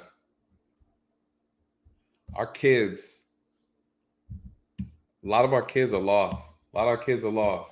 A lot of our kids are lost. I see you guys in the back. I'm gonna bring up Common Man real quick. Let me see. How you doing, sir? Hey, what's up? Am I live? I'm trying to see which one I'm on. Oh, you live. You live. You got to mute YouTube in the background. If you got YouTube up, you got. I'll turn you. Okay, here we go. There we go. There we go. All right. How you doing, sir? What you got for us tonight? Yeah, can you hear me? Yes, sir. I can hear you. Hold on. Now you. There you go. I can hear you. Yeah, we started that program. Okay, you hear me now? Mm-hmm. Yeah, you kind of delayed. Yeah, we That's started you, that. brother. What she was talking about, like I forgot her name. Yeah, we started that program, Scared Straight, in 1977 in New Jersey. Okay. We started. Tony, it was Tony Rivera, Sandy Poole, Ronald Walker, and Janelle were the counselors on that program. We were and I was a kid. I was like I was 17. All those kids in that first program. You ever see the first program of Scared Straight? Yes, I have. All of those kids in there are my friends. Okay. That's how close I was to being a part of them. But I wasn't bad enough to go to the jail. Tony wouldn't let me go to the jail. Okay. You see, that's how it worked out. I wish I could. I'm gonna see if I can get him, and maybe Sandy or one. I got Tony on my Facebook page. I'm gonna see if I can get him to talk to you and let him explain to you how they started. But I didn't. I was just a part of it. But it was. I think it was Tony's idea. Tony was trying to be a comedian, but he had just got out of college. He has a degree in child psychology, the whole thing. He was a counselor and the whole 9 yards. And it was his idea. See, it first started out, right? It first started out was he wanted to take the kids to meet Big Black. I don't know if y'all ever heard of him, but he's kind of a popular guy. Big Black was the guy that was at Attica that they beat up and they put cigarette butts out on them. And when they had the Attica riot, just way before your time. Way when they before. had the Attica riots up there. Yeah, when they had Attica riots. And he sat us down in the Our Lady of Fatima in Passaic, New Jersey. And he sat us down. Only like about 5 or 6 of us came to talk to him. All right, he sat us down in there and he explained to how he got locked up in Attica prison and what could happen when you screw up. But Tony didn't think that was enough because nobody really was coming. Only like five of us there. Mm-hmm. So Tony, like I said, he was a part-time comedian too. His brilliant idea was to say, well, we'll take them to the jail and let them see what it's like to be in the jail. Okay. And so when he did that, you saw all the kids that showed up. All of them showed up. How did it? What was the outcome? Did the outcome have an impact, in your opinion?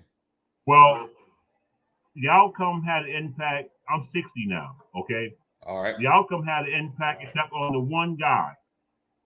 The one guy, his name is Melvin Brinson. I think he calls himself Khadid now, but he really was a thief. And I'll be honest with you, man, he did steal. That's the one guy that kept saying, the one that said, "No, man, everybody gonna make me do what I want to do." You know what I'm saying? I'm gonna steal anyway. You know, I'm gonna get mine. Just like you were saying before. I think he just got out of jail because they finally caught him after he said that. And he was locked up for like 10, 15 years. That's he's longer than that, like 30 years. So he just got out. Yeah. And that's my step cousin, the one that refused to listen to anybody. And he did used to steal. He used to steal, you know, back then, mopeds and go into people's houses. He was slick. He would break into the houses through the windows. That's like, you know, like kids do today. Right. But he didn't think that he thought he was too good to get caught, you know, but he got caught and he did his time. So I think she's right when she says that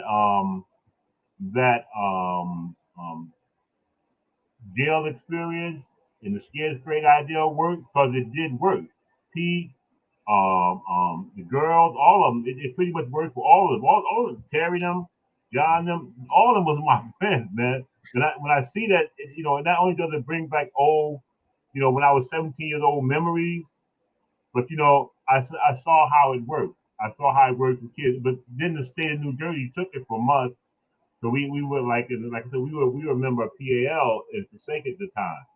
So they took it from PAL and they took it and started doing it themselves. And then you see how it spread across the country. You see, but I don't know why they stopped. I have no idea why they stopped it. It was working. Yeah, I'm gonna have to look into that. I'm curious to look at the data on that to see if the impact works, right? I think the best way to do it is to get people who've already been through the program, like you said, like yourself and the people who you're that you knew at the time. Yeah, man, send them my channel. I'd love to speak to them and get their thoughts on it and what it did to them, and if it had a positive impact. But I think the greatest thing would be to talk to those who've already been through the program and seeing where they are 5 years later. That'd be a really cool thing to look into. You know what I mean? The only two I have on my Facebook page is Tony.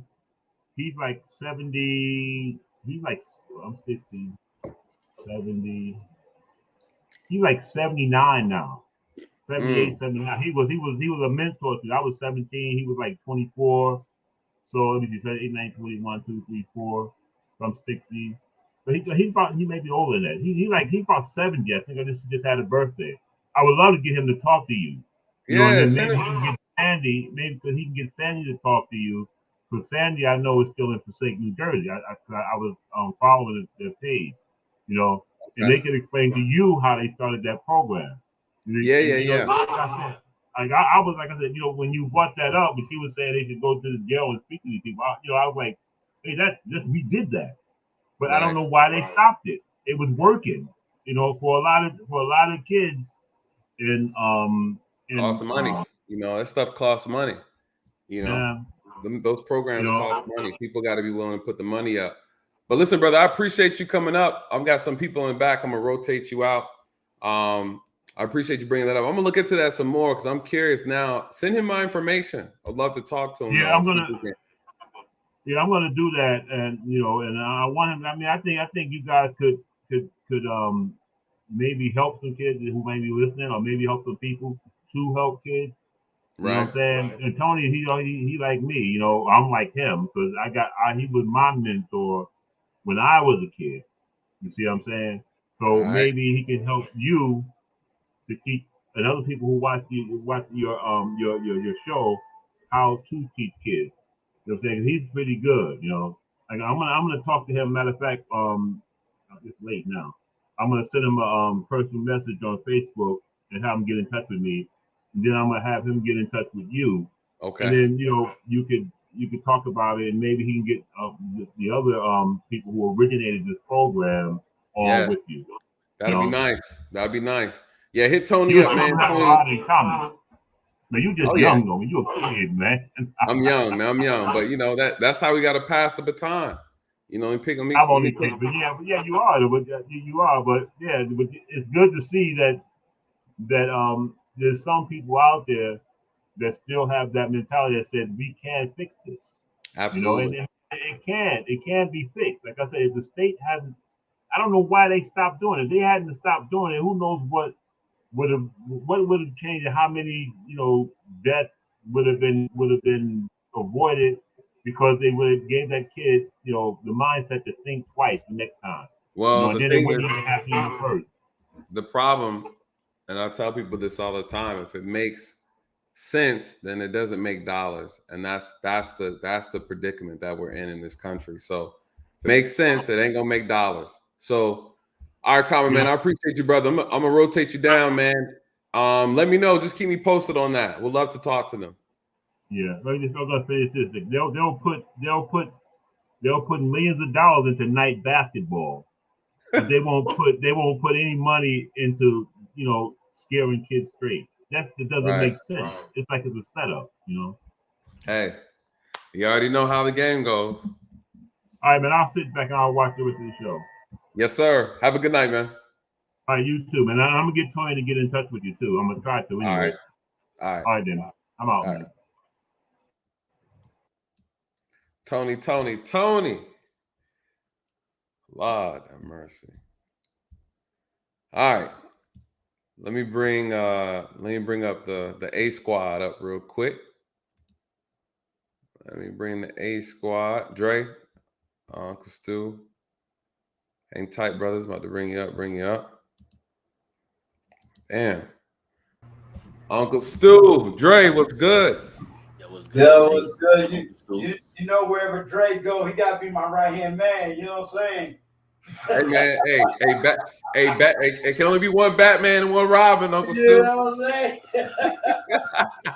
You got to find your own Robin, Uncle Stu. Yo, You gotta keep that, man. You know what I'm saying? Oh man, fellas. Let me. I'm just gonna address the 45. To answer that question. Mm-hmm. Do I deal with children? Absolutely, I deal with them right now. Been dealing with young kids, for almost over 15, 20 years and raised them myself. So I have a very good understanding of what's happening in the teenage world, what's happening in the high school, college world. When I asked the question about how long ago was she talking, it's because what we have to recognize today is, I think older people got to remember times has changed and they keep forgetting that. So Right. In high school, I'm going to just use Dre as an example. Me and Dre can get into a fight and that's it. Fight over. It's over. Right. Today, I fight Dre. I got to fight Dre brother, and the gun.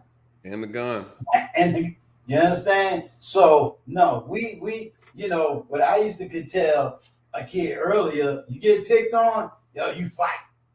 I can't tell them to do that because guess what? I don't know what the retaliation gonna be. And back in the day, we didn't have retaliation. We gotta recognize that. With the other gentleman, what he keep getting is, first of all, he's talking about 1970s. I know what Scared Straight is. So I remember the program being in New York. Never went through it by the grace of God, but I know what it's all about. Right. That program got shot down in the 80s under the Reagan administration, never to be revised again. So we got to recognize that program over. He talk about PAL, that's only in certain cities. Again, economics, that shut that down. Again, we got to recognize we're in a different situation. How serious is my state of emergency? If you telling me Kwame Brown going to, if my niece got Kwame Brown tomorrow, I won't even have the state of emergency addressed tomorrow. Why? Because I know everybody would rather watch Kwame Brown than to talk about what's really going on in the African American community. So I would even have to hold that off because that's how serious I feel the state of emergency is. That I will not, I would rather Courtney run with her interview, let that interview fly, and put that state of emergency for either a Thursday or Friday. I see what you're saying. That's and I don't feel she's doing anything wrong. Get that interview, girl. Go on, get it. But I wouldn't even compete with that. Now, if I was just doing a regular interview, yeah, I'll do a regular interview. But because I'm doing something that I feel is a little bit bigger, a little bit serious, now I hold that seriousness off. Why? Because my people ain't gonna want to talk about serious. We talk about serious. We talking about serious. I'm talking about, yo, I got men who can't even read above the 3rd grade reading level. I got a problem with that. I got men who are not being connected economically. We getting ready to go. We in a serious economic crisis right now. I don't need a bunch of men saying they got 6 figures. No, we in a serious crisis. And I think that's you know what made me want to do this stream specifically on this topic is because, you know, you had me thinking a lot about this whole concept of you know, the whole life support is how I like to put it. The community is on life support. And after me and you had that conversation, I wasn't going to talk about this because it's not a popular, you know, we know how YouTube works. If it's something popular going on in YouTube that people are searching for, it's going to get the most attention. But this has been bothering me because this happened around my birthday, and then it was just kind of, it was incident after incident after incident here in Atlanta, and it seems like every day there's been a shooting, and in that shooting someone has died. And then when you look at what was going on, it was all kids. It was all kids out after midnight. You know, when you ride through the city down here, Uncle Stu and Dre will tell you, you know, there's kids out midnight. They're riding in scooters, you know, and these are kids. You know, they're kids. You know, they're kids. These are school nights. It don't matter. And you have to ask, where are the parents? What are the parents doing? At our malls, one of our largest malls here, Lenox Mall, they put an age restriction. How do you have an age restriction at the mall? Why is that? Because of the crime. What you got, Dre? I said all malls in Georgia, Stonecrest, Perimeter, Yeah. all the malls have. Because the thing is, some of the parents today are punks. I'm just gonna keep it 100. I'm just saying. I'm just gonna keep it 100.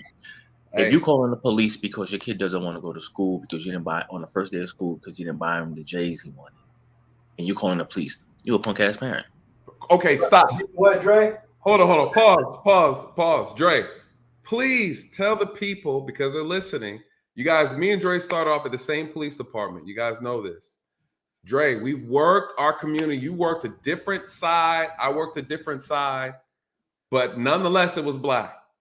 Dre, please tell them our people will call the police for foolishness about their kids. Whether the kid is 6 years old, 7 years old, 8 years old, they're calling the police on their kid. Yep. Oh, I got 5 other kids I need to worry about. I'm not worrying about this little, you know what I'm saying? I'm like, hold on. So when we pull where the fathers, Dre? Where the fathers at?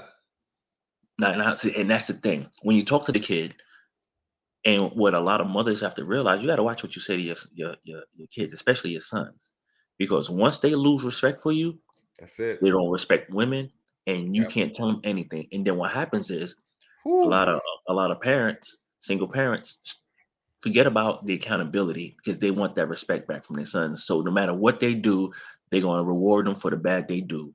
You know, like you said before, one of your streams, you do a search warrant on a house, you got 6 flat screens in there, and you're like, you didn't know you had 6 flat screen TVs and a motorcycle in your kitchen?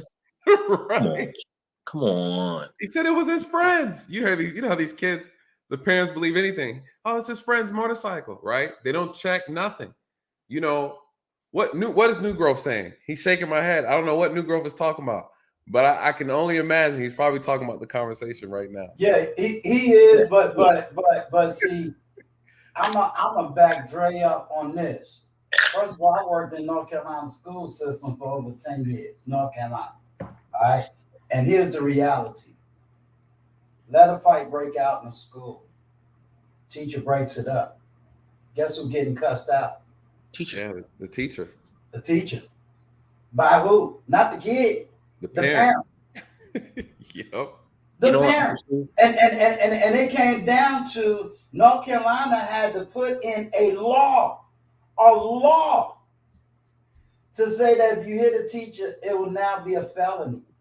That's how bad it got in the school. And let me tell you, we ain't just dealing with the so-called horrors of schools. We was even dealing with white schools, Right. predominantly white schools. So we're this don't even get down to race. This is all over. So when someone says, "Well, can you talk to the youth?" Yeah, I'm still here. But the fact of the matter is, we got a serious situation when we're more attracted, when our kids is more attracted to see, and that's whether it's online or offline. We rather see violence and people hurt. we got let me tell you something, Uncle Stu. No, you right, Uncle Stu. No, I play chess, right. bro. You know, I play chess. Don't get this twisted. See, don't get it twisted. Just because it says "old man on the block," don't get it twisted. So, Uncle Stu, Yes, sir. you're gonna be able to relate to what I'm about to say. So, Okay.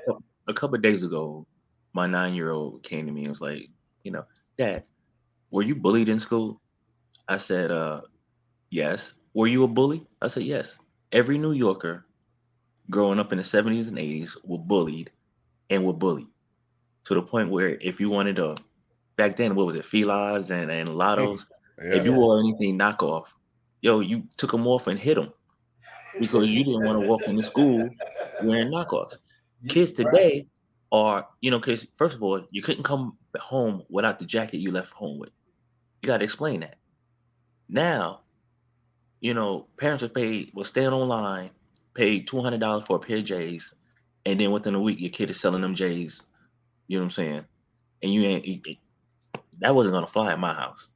I got a crib in mine. Look, Dre, let's just keep it real. Whether you came from a 2-parent home or a single-parent home. Do you understand? It didn't matter back then. Your mama would tell you she bought you some sneakers and you got them taken. Yeah, you better go back and get them sneakers. Yep. But you better go. Them sneakers better be on your feet next time you come home.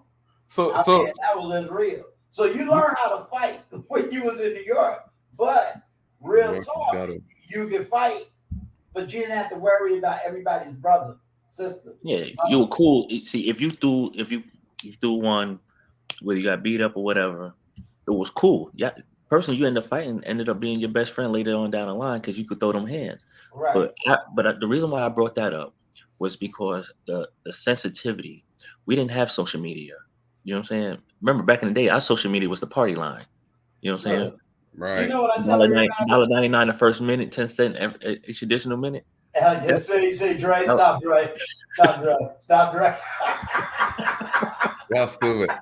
Yeah. I came on. We had Black Planet. I think that's the closest. I remember the party line thing. That was a thing. Yeah, but you know what? Hip hop was our internet. If we really want to go there. Right, but the thing is, the stories of what was really at least going on in New York, and then it just took off. Right, but the thing is, look at the kids now, and I remember we caught like 10 juveniles for burglary, and I already knew, okay, he gonna talk, he the ringleader. I'm gonna go talk to him first. He sit up there posturing. Man, y'all go to school to learn how to lie to us kids. You can't tell me nothing. You can't do nothing to me. Okay. I ain't snitching, really. I said, so you believe in no snitching, right? I said, well, what about them 9 other dudes over there? I said, let me ask you a question, young blood. Now I sound like a damn old man, but anyway, I said, let me tell you something, young blood. I said, how many people does it take to keep a secret? Oof. Huh? How many people does it take to keep a secret? He dumbfounded stump. I said, 1. Yep. It's one person to keep a secret. You.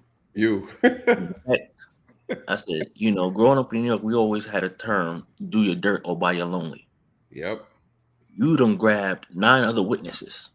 And you think they gonna go down for you? Nah, bro. All them dudes that told you, hey, blood, don't snitch. They snitching. Yep. It wasn't until I was in narcotics that I realized that we have professional snitches working around this world that make a living. And they get paid good. They get paid good. Yes. My father worked at the 2-4. So You know what I'm saying? You know, like, hold on. Let me get the Jeff. Let me get the super chat real quick. Jeff, you said seen you on a live stream with Suzette Speaks and subscribed immediately. Yes, that was. You guys haven't seen that live stream with Suzette Speak. It was off the chain. We had a great conversation, and I was in rare form. You guys know when normally I don't get too wild on my channel. You know, I try to keep it innocent. But you guys, I act up when I be on other people's channels. You guys, I really do. hey, yo, Dre. So we need more conversations like this in the community. Move forward with solutions together. Amen. I agree with that. Thank you so much, Jeff. I really appreciate that super chat, brother. I appreciate that. He's absolutely right, and that's what we're all about over here. Uncle Stu's for it. Dre's for it. I'm for it. We are all about that. The progress and conversations about solutions. Yeah. but you know what, Nate? You should have been there yesterday. Nate took over my show. Only because you let me, Uncle Stu. I didn't get the memo. Yeah, I didn't get the memo. Now, yes, it was. I did my interview. That it was his show. After that, I just sat back pushing buttons. Hey, hold up. What did New Girl say, Uncle Stu? Not in the 90s. Say you talking about getting your pro kids taken. Pro kids. I don't even remember what them shoes look like. I'm gonna have to Google them real quick. New Girl, he's taking us back to the 70s, man. New Girl, I'm gonna tell you like this. I never wore Lee jeans.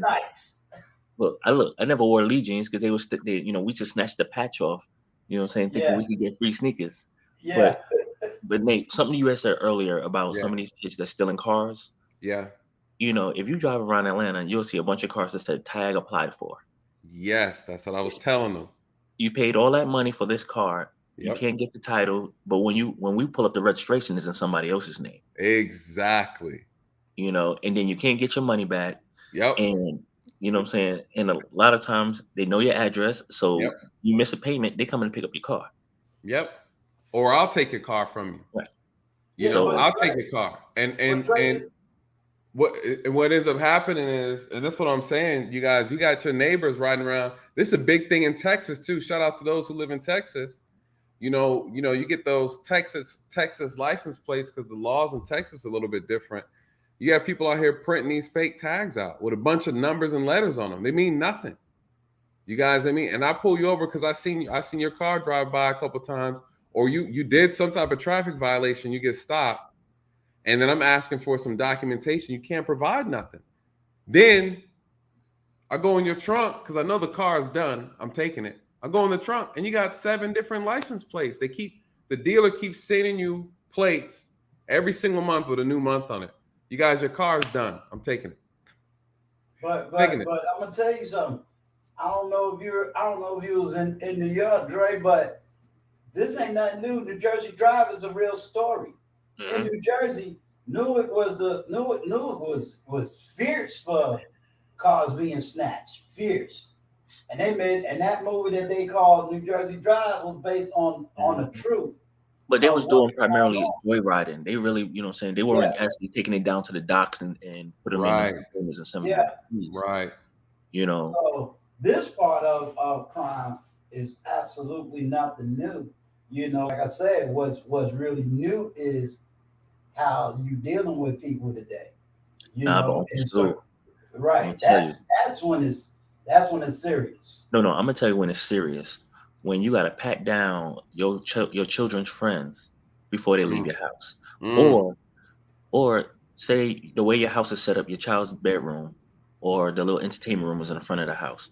Why is this little kid casing your house looking for the bathroom, but they're in your bedroom? You know what I'm saying? Why do you have to tell your kids, yo, don't tell nobody when we go on vacation? Yep. You know don't post what you got for Christmas on social media. Matter of fact, I'll even tell you this.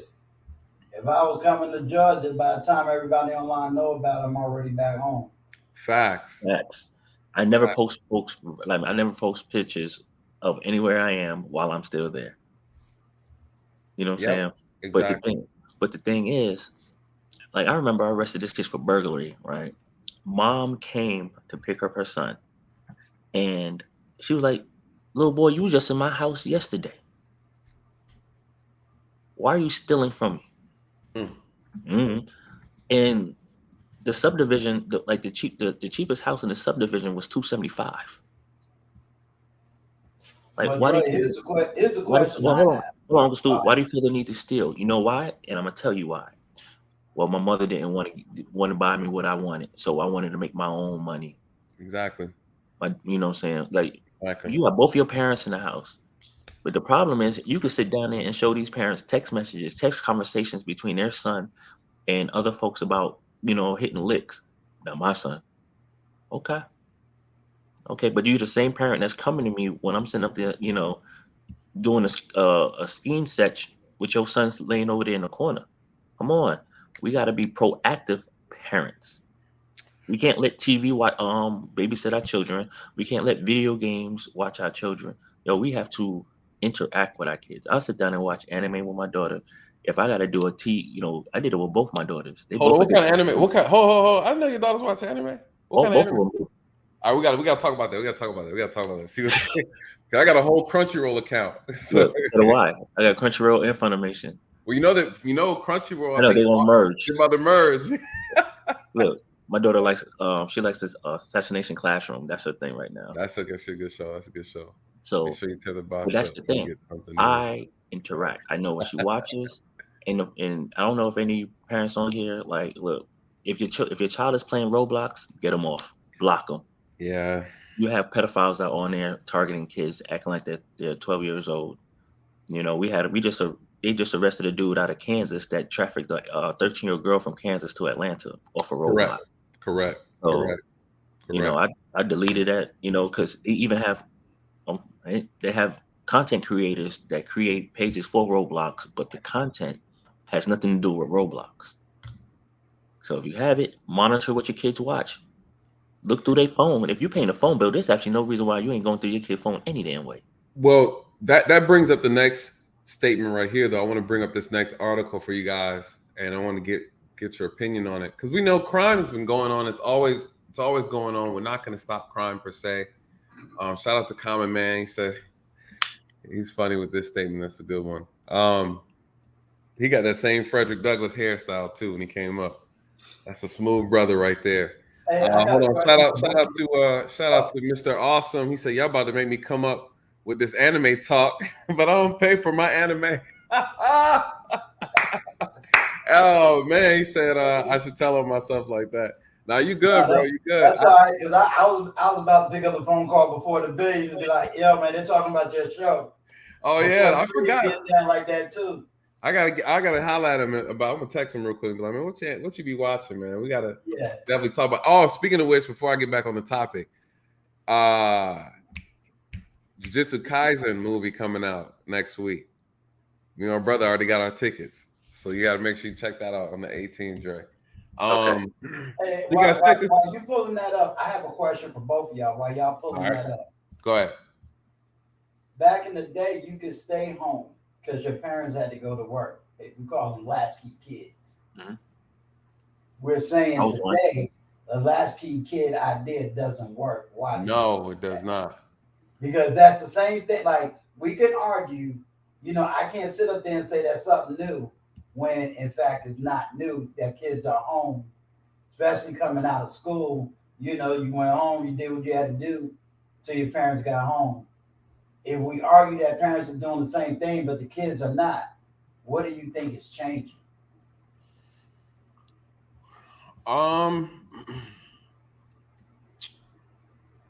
mean, the problem is that there's too much influence, there's too much information, too much access. The kids, they're too connected. The internet, television, there's just too much influence. It's not the same anymore. Too many distractions. Before, as a kid, when I would come home as a young kid, I'd come home, you had the TV, we played outside, coloring book, we had things like that. There wasn't a lot of distractions. Kids have so much access to the world, and they're not mentally or psychologically, emotionally, spiritually prepared to be exposed to it. At the end of the day, it's just that's the biggest difference. It's the biggest. And now that the kids are more, they're not so social anymore because of social media, right? It's easy for them to get it. Like, again, like Dre was saying, you had a guy who pretended to be a kid on a kid app, on a children's app, and he coerced, well, he was able to talk a child out of the home, talk the child into running away. I think the girl was like 13 or 14 years old. Mhm. And he was able to manipulate a kid under the umbrella and protection of a parent somehow. Wow. You know, and so before, if you wanted to send a message to somebody, you had to pick the phone up or send it by mail. Right. Now we can send it via phone. We could send it through, and parents think the phone is the only way of communication. I had my nephews over one day, and we're playing the video game together, and they're getting messages to the damn video game. Right. So, Right. you know, I'm talking to him because he's on punishment, and we're having an uncle nephew time. And my brother's like, yeah, I took his phone, you know, he got in trouble, blase, blase. And this joker's on the he's logged in having conversations through the video game. Yeah. So I got a PS, so I know that. Yeah. Right. And so parents, if you're not in tune, I remember when Snapchat first came out. Snapchat was this innocent thing. You get on there, make little videos. It's retarded, in my opinion, along with Twitter, right? The whole concept is stupid to me. But then again, they've found a way to turn something so innocent into a tool for sexual exploitation. And it didn't take no time. Before, you know, you got pedophiles over here sending money, because now you can use it as a way to send money. You can send money through Snapchat.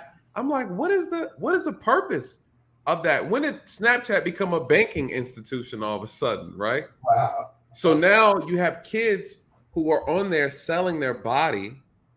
They're selling images of themselves, right? Through this app that was initially supposed to be for fun. You're taking videos and pictures because the messages disappear. But, you know, being police, we got access to all that stuff, so it don't really matter, right?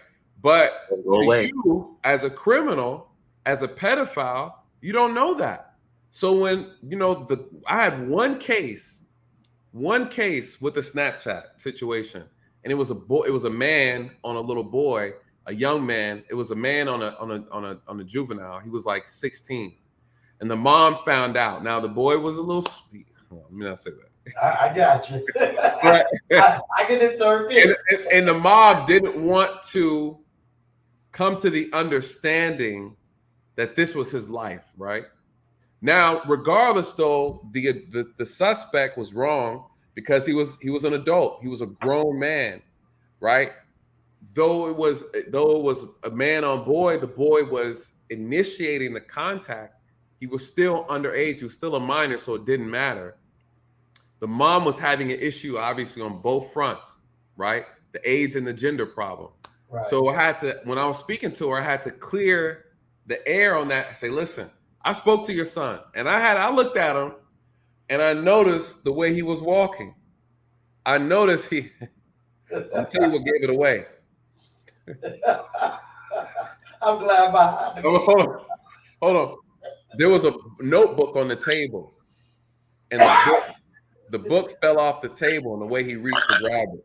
I said, oh, okay. He kind of lunged with his neck, you know. Listen, I love all people. But I knew right that in there we're dealing with a certain situation, right? This isn't a standard situation. The mom is looking at it and saying, there's a sick man trying to turn my child into something that he's not. I said, no, Mom, you have a sick man who is speaking to something that your son already is, that you are not accepting, you know? So I went and I spoke to the young man, and he pretty much told me, he said, I prefer the same sex. You know, my mom doesn't want to hear it because she's a pastor. Oh, yeah. Right? She's a pastor. So mom's getting hit heavy. And so when I try to have this conversation with her, She want to break the Bible. I said, ma'am, you can't pray this off your son. I'm sorry. You know, he needs you to be a mom right now. You know, not a pastor. He needs you to be a mom. And so we had a whole heart to heart. And long story short, we were able to find out who that man was. And the mom, like Dre said, had to take the phone, confiscate the phone, and she found out all these things that were going on. And she felt like it was a man trying to persuade her son. She didn't want to believe it. And he said, Officer Daly, I've been feeling like this all my life. And I said, all right, I understand. We're going to have a talk with your mom. Let's sit down and talk with her. And I suggested that they get, counseling together and things like that to kind of go through that. But I told her, in this moment, you need to be a mother.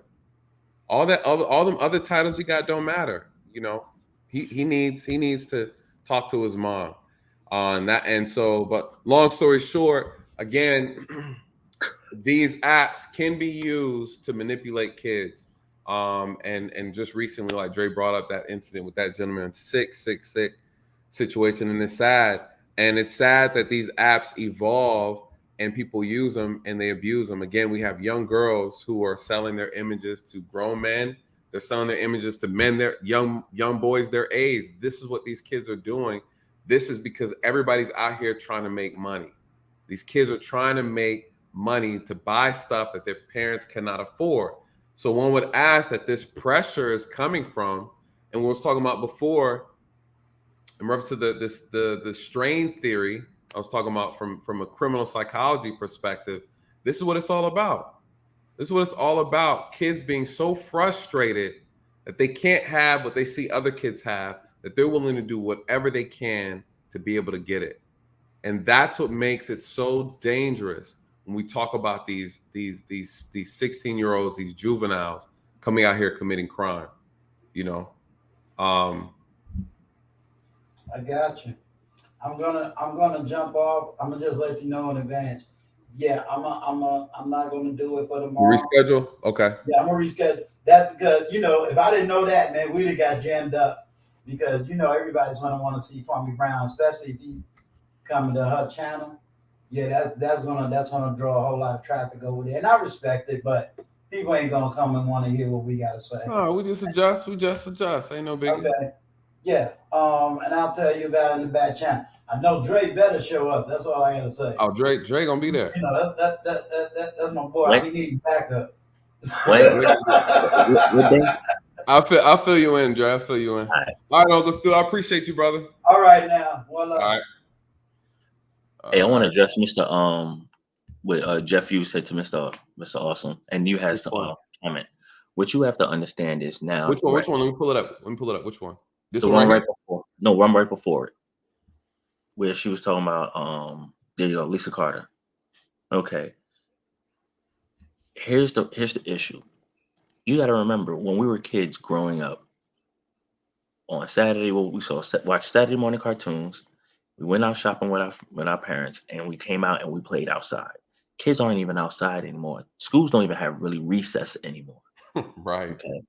So we have an obesity problem with our children, poor nutrition in the cafeterias, and they play video games all day. We are social media, internet have disassociated us so far that we don't even have phone conversations anymore.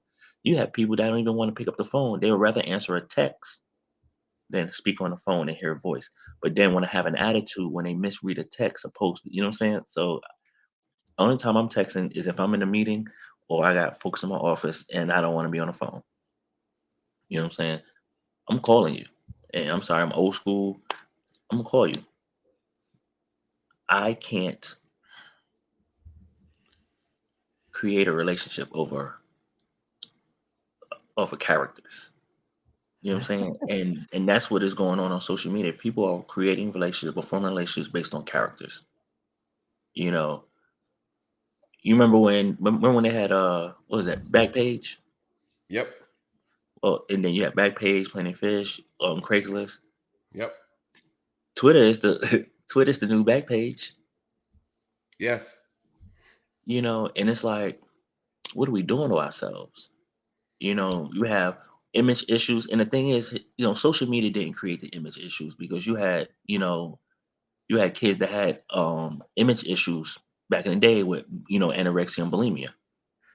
But now you have these filters that have some of these women looking different, that people, you have dudes out there putting on bodysuits to look like they got muscles, injecting themselves with stuff to change what their body look like. At what point did we start hating out what we look like and who we are and being accepted? You know what I'm saying? And wanting to be accepted for who we are. I know my shortcomings, so I can't do anything about it. There's an art in nature, but I'm not going to sit up there and augment myself, because I'm still the same person. I may look different.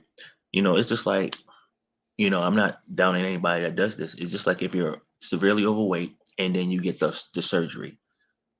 It's a quick fix. But if you don't have therapy with that to change that mindset, that food is the answer to all your problems, you having that lap band on your stomach don't do nothing, because you're still internally obese, mentally.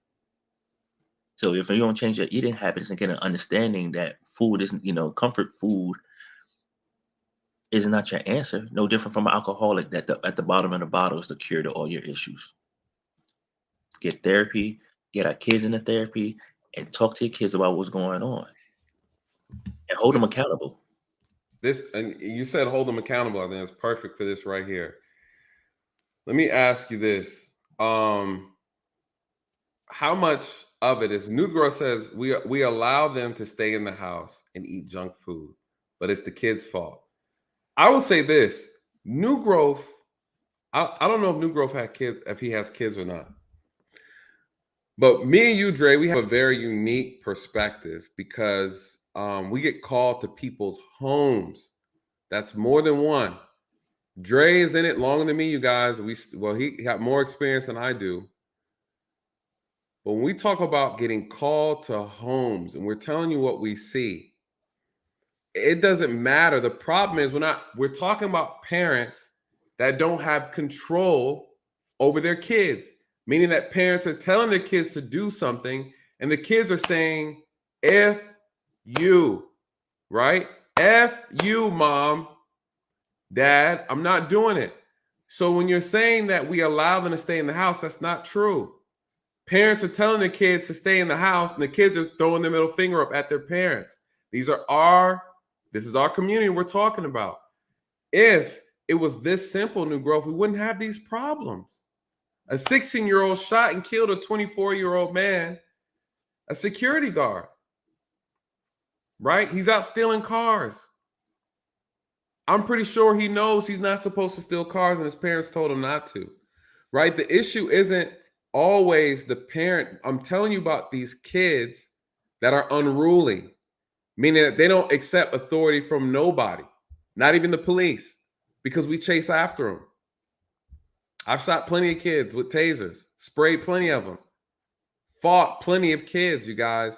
They do not listen. When we talk about who eats the junk food, they do what they want to do. They do what they want to do. I've taken guns off of children.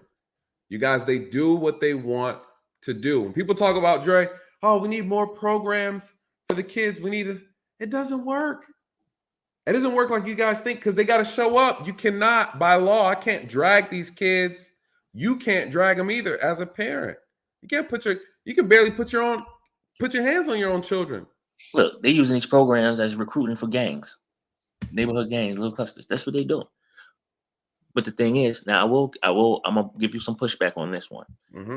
Yes, you can't blame the kids. It starts with the parents. It starts with having structures and boundaries. I'm not your best friend. Like I told them, I'm not your best friend. I'm not your buddy. I'm not your pal. That's right. I am your dad.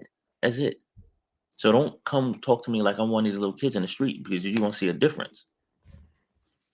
The problem is, in reference to junk food, like you eat what your parents eat. I don't do fast food. I don't do McDonald's. I don't do Burger King. I don't do that. I cook. And we go to restaurants if we do eat out. But I'm not bringing trash into my house. And if your parent is obese, doesn't have any real true dietary needs, the kid is eating whatever the parent is eating. Yeah, but you're right. But you can't, if you have no self-discipline, how are you going to teach that to your kids? It all stands with choices. If we're making the wrong choices as parents, That's a good way to put it. how are you teaching your children? Because unfortunately, I'm tell you like this: a lot of parents look at their children as a dollar sign. Mm. You know what I'm saying? You know, I tell my kids all the time, like, yo, y'all cheap labor. Go Cheap do them labor, dishes. right? You go do them dishes. Go clean the bathroom. Do them chores. I'll pay you. But at what point though, Dre? Because I agree with you. I agree with you, and I agree with New Grow.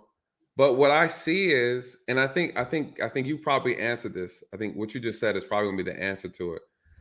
But what I see is parents telling the kids one thing, and the kids not doing it. See, let So me tell what you is the something. issue? Where did that break down in your opinion? The breakdown on the family structure.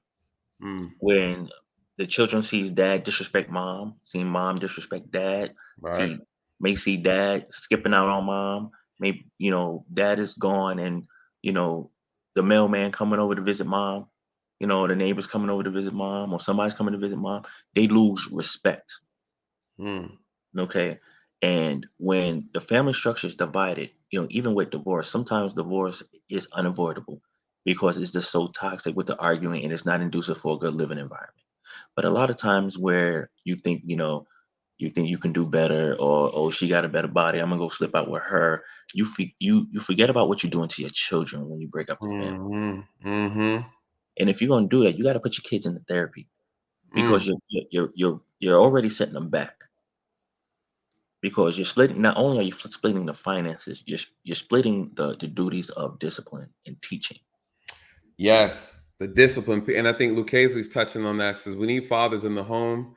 These unruly kids are mostly raised by stressed out single moms. That is so true.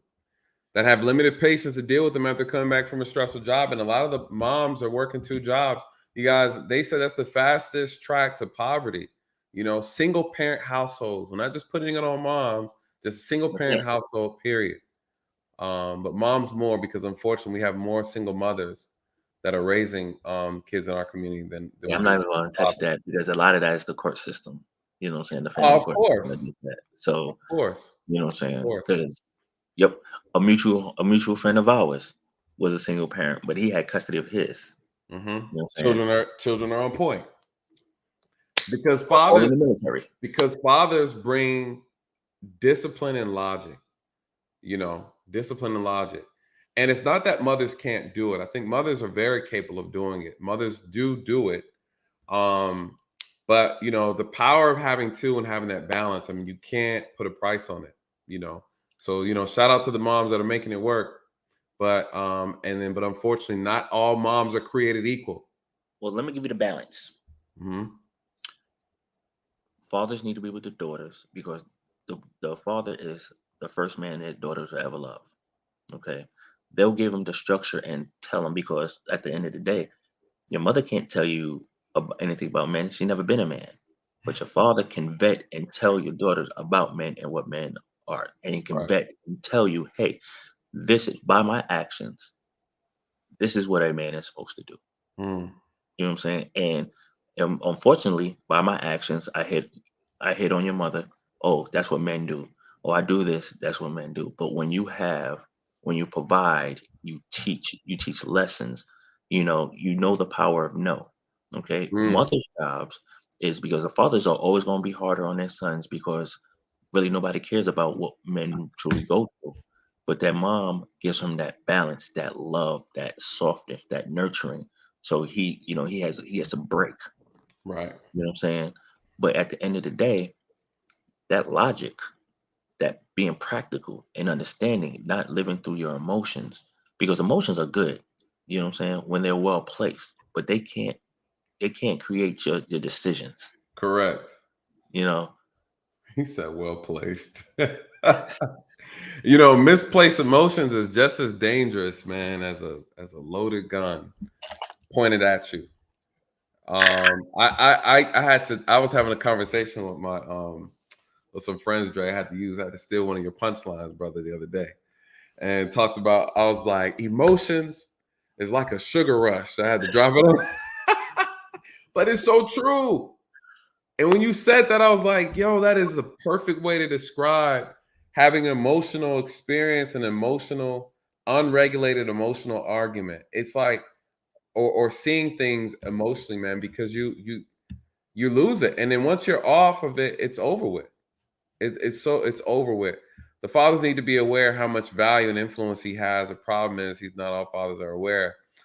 I agree. And I think the problem is, it's going to be controversial. Our women are complaining about the men that they are raising. Right? That's the trick bag right there. It's like a lot of women are angry about the current men and the condition of certain men in our community. And then when you trace it all back, you know, those same men were raised predominantly by women. You know, it's a very, very wicked cycle going on in our community. And so men have so much value. Again, this is a great statement, Cheryl, too. And I would say the courts don't agree with you, because the way the courts are set up today, you would think the men are disposable, right? You would think the men are just out here providing baby batter and that's all they're good for, you know? And the problem is we need the women. I think the women have to be a voice of reason to step up and help get these court systems changed. But one would argue, why would you change it when it's in your favor already? Yeah, it benefits you. So why would you want to change it? Why would you want to make it equitable for all when it benefits you the most? Dre, want to Oh, let me give a quick shout out to TLA, because you know he had that young lady on that said that her child didn't need a father but a father figure. Oh really? What's Yeah, it's an old joint. Yeah, he blew up on her, I think. Yeah, he did. And yeah, I remember that. She was ridiculous. That was ridiculous that she said right. that. What you have to understand is, my child, I have a stake in my child because it's my legacy, it's my genes. Okay. I have a vested interest in what goes on with my child. When you're a big brother, you know, you come in there, you do your obligations, you know, you mentor a little kid, then you go home. And you don't see that kid again till the next time y'all supposed to meet. Where's the obligation in that? You know what I'm saying? I want to see my daughters walk the aisle with their diplomas, their degrees, walk down the aisle, get married, have kids, start their own life. You know what I'm saying? So they can get out my pockets, you know. You know, and and that's the thing. Right. I would like to see, because that's my reward, knowing that I raised folks that are productive members of society. Absolutely. And that's the job of a parent. Absolutely. Is to work with your mate to raise. I don't believe in living for your children, especially when you're married. Like, because when they leave the home, with that, it's like y'all looking at each other like, yeah, who are you? Yeah. No, we continue our relationship, raise our children, but when they leave, it's still us. Because, you know, my oldest already told us, like, look, you know, when you turn 18, dad kicking you out, right? No, he's not. I'm gonna stay with him forever. No. Yeah, I doubt it, Dre. You seem like the one she gonna pull the heartstring on. You gonna be. No, I'm not gonna kick her out till she's ready. I'm not gonna send her to the wolves. Yeah. But you better believe, nah, I'm not enabling anything. She gonna be like, but Dad, I can put 500 on the rent, right? On the mortgage right now. I can put 500 on the.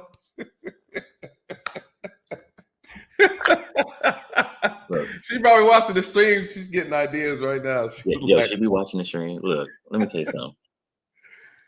She already wants to be police, so I'm just that's a slippery slope. I'm like, look, I did it, so you don't have to. Facts. But you know, I'm gearing her for whatever she wants. You know, I can't control her future because it's her life, not mine. Right. But I'm putting her in the best situation to succeed. And as parents, I think that's what our job is, to continue to put our children in the best situation to succeed. And when we start having selfish ideologies and we start thinking about ourselves, we forget about our kids, and our kids aren't collateral damage. Whew. We have to focus on family and forget about your needs, your wants. And when you, I mean, I'm not gonna get into, oh, you had a baby by the wrong dude or whatever. Regardless, they're here. Now it's your responsibility to do right by your kids. Well, you're right, and I think when we start talking about what's the solution to the bad kid problem or the kid violence or the teen violence, we are in agreement that this stuff it's gonna really come down to parenting. And someone would say, well, yeah, I'm trying to be a good parent, but I don't have this, I don't have the right partner, or the father's not present. But then it still comes back down to self responsibility and accountability, because this is what Into MEUC2 says. I don't know what Into Me. Oh, Into Me. Anyways, this is what Into Me says. I had a slow moment, y'all. UC2. Into Me. So she says, it's too easy to lay down and make kids. Yes. Adults are not being responsible with our sexual choices. These single parent homes hurting our communities. I would say that is the key. This is something we can fix that doesn't require any type of political influence. It doesn't require any massive financial movement. It's damn near a free solution. It costs nothing for people to have sexual discipline and make better choices with their partners. It costs nothing to do it, and yet it impacts everything, right? Could you imagine? It costs nothing, but it impacts everything financially in our community. The data shows and supports across the board, no matter what community we're talking about, no matter what ethnic group we're talking about, you guys, a single parent home is a recipe for disaster for anybody. It's impacting the white communities, the Black, Asian, and Hispanic the same way, you guys. It's across the board. This thing is not unique to the Black people. The problem is we have too much of it, right? Again, it's always the high numbers that's the problem, right? So again, it's always the portion size. You can eat whatever you want, but it's the portions, right? The problem is we're looking at, what is it, 70%? I believe 70%, and the data I was looking at the other day in reference to that poverty said over 55% of single parent households are living under poverty in the Black community. And that's 70. So 70%, approximately 70% are single parents. Single parent kids are single parent households, 70%. 55% of that are living below the poverty line. You guys, it's a recipe for disaster. This is something that we can control on our own, and it doesn't require any legislation to do it. Any. And Drake, when we want to pull this up. Yeah, it was a shame. We took shame and stuff out of the community, man, and the shame is what keeps people in order. People are running away from tradition as if tradition is toxic. I remember this. Tradition is horrible, Hold on, Lucchese what did Lucchese say? He said New Grove sadly because Dr. Carson is a conservative, many will not bother to watch it. Yeah, and Lucchese is right. We got to get away from this, liberal, conservative, man. A good message is a good message. The truth is the truth. I don't care who's telling it, right? Good news is good news. Shout out to Jesus, right? So, Dre, I want to dive into these last two articles. You saw the one about and I know you heard about that one with the kid who shot the guy at the car dealership. This one is, you guys, 16-year-old boy killed, 2 other teens shot near the Atlanta fair. You guys, we had a fair down here in Atlanta. I was thinking about going, and I changed my mind. I'm glad I didn't go. Anywhere there's, let me not say that. I'm glad I didn't go because, unfortunately, too often, I'm not even gonna go there. Look, I've never taken my daughter to any fairs in Georgia because you remember we used to work part-times at the fair at the mall, and there was a fight every night. All the time. And I'm just like, I can't do this. Because what it is they'll plan it. Yes. They'll plan it in school, and hey, we're gonna meet here, we're gonna fight. Girls. I remember there was a big brawl. I think you were still with the department then. A big brawl at the mall. It was Stonecrest.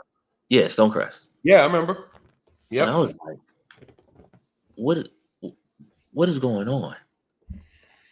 I can't, families can't even bring their kids out to enjoy themselves without having to deal with this. Foolishness, man. Foolishness. It's embarrassing because it's our community, it's our kids, it's what it's and you can't tell them nothing. And here, this shooting took place at a fair, you guys. I have the video. I have a partial video of it. I'm not even gonna play it because they've been striking my videos and stuff. So I gotta play by the rules. This shooting took place on Prior Street near Central Avenue. Initially, it was nearby a gas station. Hold on, let me go back. All right, so 3 teenagers were shot. 1 was killed after an argument led to gunshots Southwest Atlanta, you guys. 3 teens. So they said around 9:30 p.m. This is on Saturday. A 14-year-old, a 16-year-old, and a 19-year-old were shot. All 3 were males. Could you imagine? Police said this fight started. 3 victims were taken to the hospital. The 16-year-old died. The other 2 victims in stable conditions. I think we're off to a decent start with the investigation. We recovered some ballistic evidence on the scene. We've also began to assess video surveillance in reference to the incident. So we're working through this. Here's the problem. The Atlanta Fair is being held across the street. I saw some videos in reference to this fight, you guys. Again, we know kids fight. The problem is 14, 16, 19, a 16-year-old is dead. There's 2 16-year-olds whose lives have changed in the course of 3 days. The first one, 16-year-old boy, murdered a man, a security guard who was 24 years old. He was a father. This 16-year-old lost his life because of gun violence at a fair from an argument. What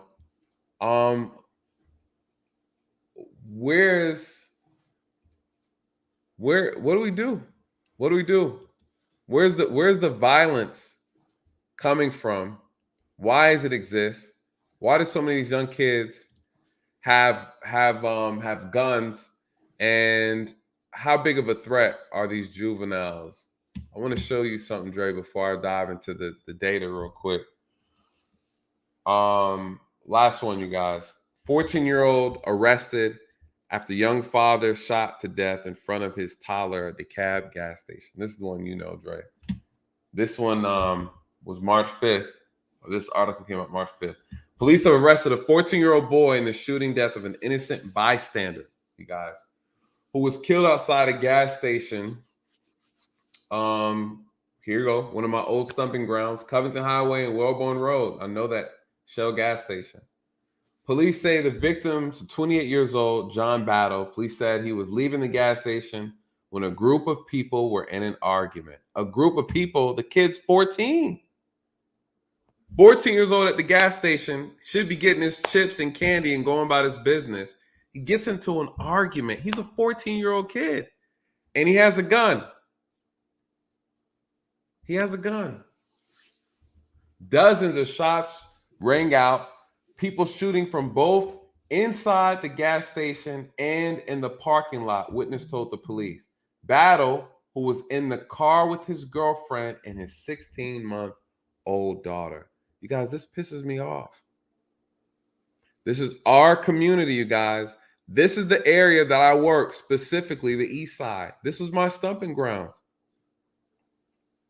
I had kids that would run up and down the neighborhood with fake guns, robbing people in the middle of the night off a Wellborn Road, right up the street from where the shooting took place. Battle's mother called her son an all-American boy who was kind, generous, and hardworking. This man was out with his kid and his girlfriend getting some gas. You guys don't know this, but what I tell my mom, my family members, my sister, when you go get gas, you go in the daytime, you look around before you pull up, make sure nobody's outside hanging around. If you see anybody, if the gas station's not well lit, don't go. See too many brothers hanging out in front of the gas station, right? This is the warnings I have to give family members because of stuff like this, you guys. This is not the first time this has happened. This happens a lot. This happens a lot. Just because you don't hear about it, you guys, we are destroying our own people over foolishness. A 14-year-old boy with a gun is having a shootout with whoever for whatever reason. Make it make sense. So now we got a 16-year-old kid that got killed from a fight at a damn fair. You had a 16-year-old boy who committed murdered a security guard while trying to steal a car at a card lot dealership. Now we have a 14-year-old who committed murder at a gas station after an argument. Accidentally shot someone. Well, we know bullets, Dre, you already know, don't have names. Yeah. How's this fair? How is it fair? When you gotta be careful when you go to the movies in Atlanta. You got to be careful when you go to the mall in Atlanta. You got to be careful what gas station you go to in Atlanta. Hell, you got to be careful what church you go to in Atlanta. You could lose your life walking down the street in Atlanta now because it's just so much violence for no reason. And these all stem from arguments. All stem from arguments. Dre, I want to show you one more thing. And if anybody's interested in wanting to come up before we shut this down, you're more than welcome to come up. I want to show one more thing for you guys because I want you to see. Because I don't like people thinking that I'll be making stuff up. We don't, I started this channel to bring awareness, you guys. The whole purpose of this channel is to bring awareness. That's it. That's it.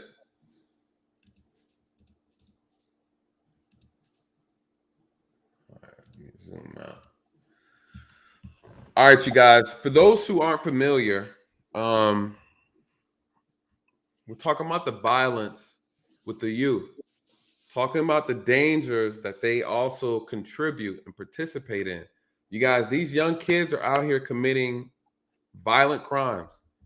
Let me see what New Grove talking about real quick before I pull this data up. New Grove, what's good, brother? What's good, bro? I'm just want to rebuttal, but go ahead. I want to see your crime statistics. All right. All right. So real quick, you guys, this is 2019 crime data.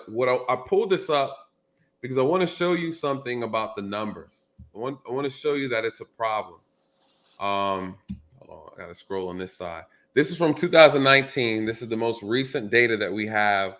We're looking at murder offenders. We're looking at age, sex, race, and ethnicity from 2019. This is part of the data that's collected from police departments throughout this nation. All right. What we're talking about is the youth. So we're talking about anybody under the age of 18. All right. This is what we're going to focus on. We're going to look at white. We're going to look at black. We're talking about blacks. We're talking about our communities, but I do want to show the difference. I do want to show the difference, you guys. Let's look at African Americans. Look at our community under the age 18. Oh, I got to scroll over here. Under age 18, this is the area that we're looking at. Homicide offenders. These are the people who have committed homicide against someone else. These are the numbers that we're looking at. For African American teens under the age of 18 and under, how many for 2019? 476. 476, and this is nationwide.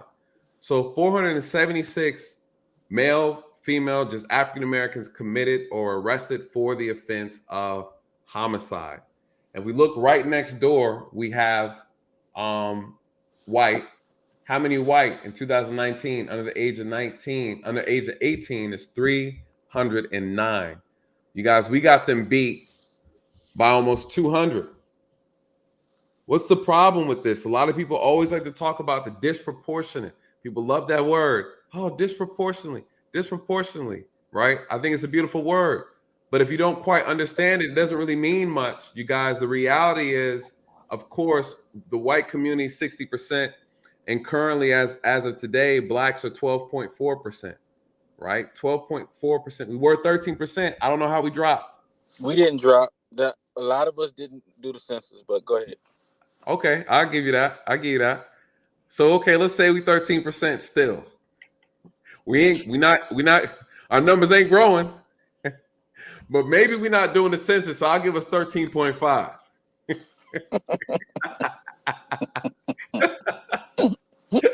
All right, so all right, let's stick at the 13%.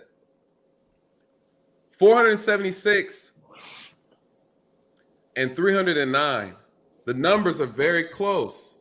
The problem is, if white people are 60%, this number seems very small in comparison to the large number of their community, right? Then we say disproportionately, when we look at our numbers here, 476, the number seems very large in comparison to the large, or how much we are of our community, right? So people always like to make those comparisons. I really don't like to do that, because the reality is the problem is just what it is. It's a problem, right? No matter what the population size is, too much is too much across the board. So I never like to make the disproportionate argument, but I wanted to show you guys what it looks like. This is not uncommon to have teenagers committing murder, right? And that's why I brought those two articles, to show you that we have a 16-year-old that now is arrested for murder. And while we have a 14-year-old now arrested for murder. And this happens more than you guys think. And this is why I want to show this and bring this data up. We have other age groups we can always scroll through, but that's the reason I want to make this point. Does anybody have any questions in the chat? And then I'm gonna bring it back down so I can get New Growth's thoughts, and then Dre, let me get your thoughts after. Oh, go ahead, Dre. I'm curious. Nah, Dre spoke already. New Growth, I don't want to waste your time. You go first, and then Dre will go. Batman. You gotta G Batman. Go ahead, Dre. Go ahead. The numbers are what they are. But you know, working in the hood, and a lot of times when you have a mentality that this is the only way I can get mine, and you buy a gun off the street for $35, you got that badge of courage. You know what I'm saying? Growing up, if you could throw these, you were saying something.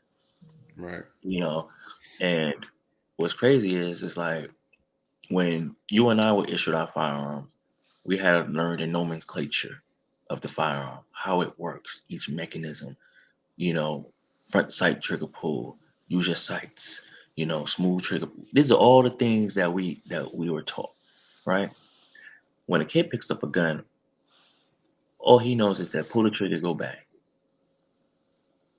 And there's no discipline with it. Oh, I'm bad now because I have a gun. I'm bad now. You better not mess with me. So a lot of times, you know, kids will look for arguments to get into. Or you have that one kid that gets bullied. Nobody wants to help him. Nobody believes him. He goes in the closet, grabs his father's gun, brings it to school, and starts shooting folks. We as parents got to stop encouraging our kids to commit crimes and then reaping the benefits from the proceeds of the crimes they commit. We got to be parents. So unfortunately, I grew up in the hood, and the mentality was different from when I grew up to what it is now. And when you are dealing with folks that don't know any better, it's just like the flea in the lid, right? Flea can jump high, you put him in the lid, you put the lid on, every time he jumps up, he hit his head, you remove the lid, he stops jumping, he's not even knowing the lid ain't even there anymore. We don't have that possibility of, we're not teaching kids that anything is possible. You know what I'm saying? I've had a lot of adversity in my life. I made a lot of bad decisions, but I never thought about turning to drugs. I never thought about robbing folk. I never thought about doing the things that these kids are doing because I had the support of my parents. Their lessons ring in my head, you know, and like I give an example. I had a conversation with our academy instructor not too long ago. I think I told you. And I thanked him because everything I was like, look, I never wanted to be that guy. And I told him I never wanted to be that guy. And that all stems from the lessons that I learned when I was a kid. Don't be that guy. I grew up in the height of the crack era. You know what I'm saying? I grew up in the disco era and I grew up in the height of the crack era. When everyone around me who started out white collar was sitting up there, you know, lighting up, walking over dead bodies on my way to school. That OD'd on something. So these are images that I saw growing up. But hold on, Dre. What? Tell you want to tell him what he said he was proud of us about? You want to share that, or you want to keep that? Keep that. Nah, that's us. That's us. All right. That's us. But he's proud of us. Let's just say that. That he is. All right. And he's Caucasian. Right. So that's a bonus, right? No, know what it is. Not at all. We had two. We had one black and one white instructor. We had a balance, yin and yang. Okay. But I guarantee they're both Marines. They're both Marines. I guarantee New Growth, if you had a conversation with them, you'll walk away like, absolutely. I respect anybody who respect me and my people. Facts. Oh, facts. Yeah, so I'm just messing with y'all. But the thing is, it's like, you remember, see, here's the difference, New Growth, how community is now. Mm-hmm. When I did something wrong, my neighbor could go tell my mom I did something wrong, and then I'll get punished. Now, you see your neighbor's child doing something wrong, you go tell his mom cursing you out, talking about why you ain't minding your business. But you gotta keep in mind though, Dre, what messed that up?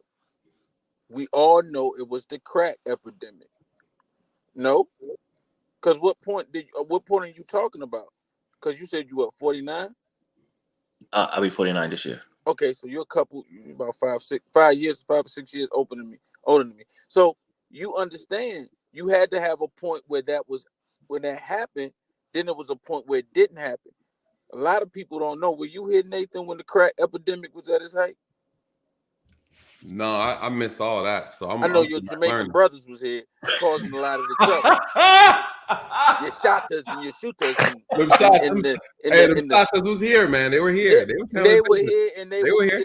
They were playing American government was playing what? Chess, right? Because they were playing chess. Right? They were. No, ain't nowhere in the world them niggas supposed to. I'm sorry. Them dudes supposed to been over here. New Growth. Going in the crib killing like 15, 16 people. I'm gonna tell you where it changed. Go ahead.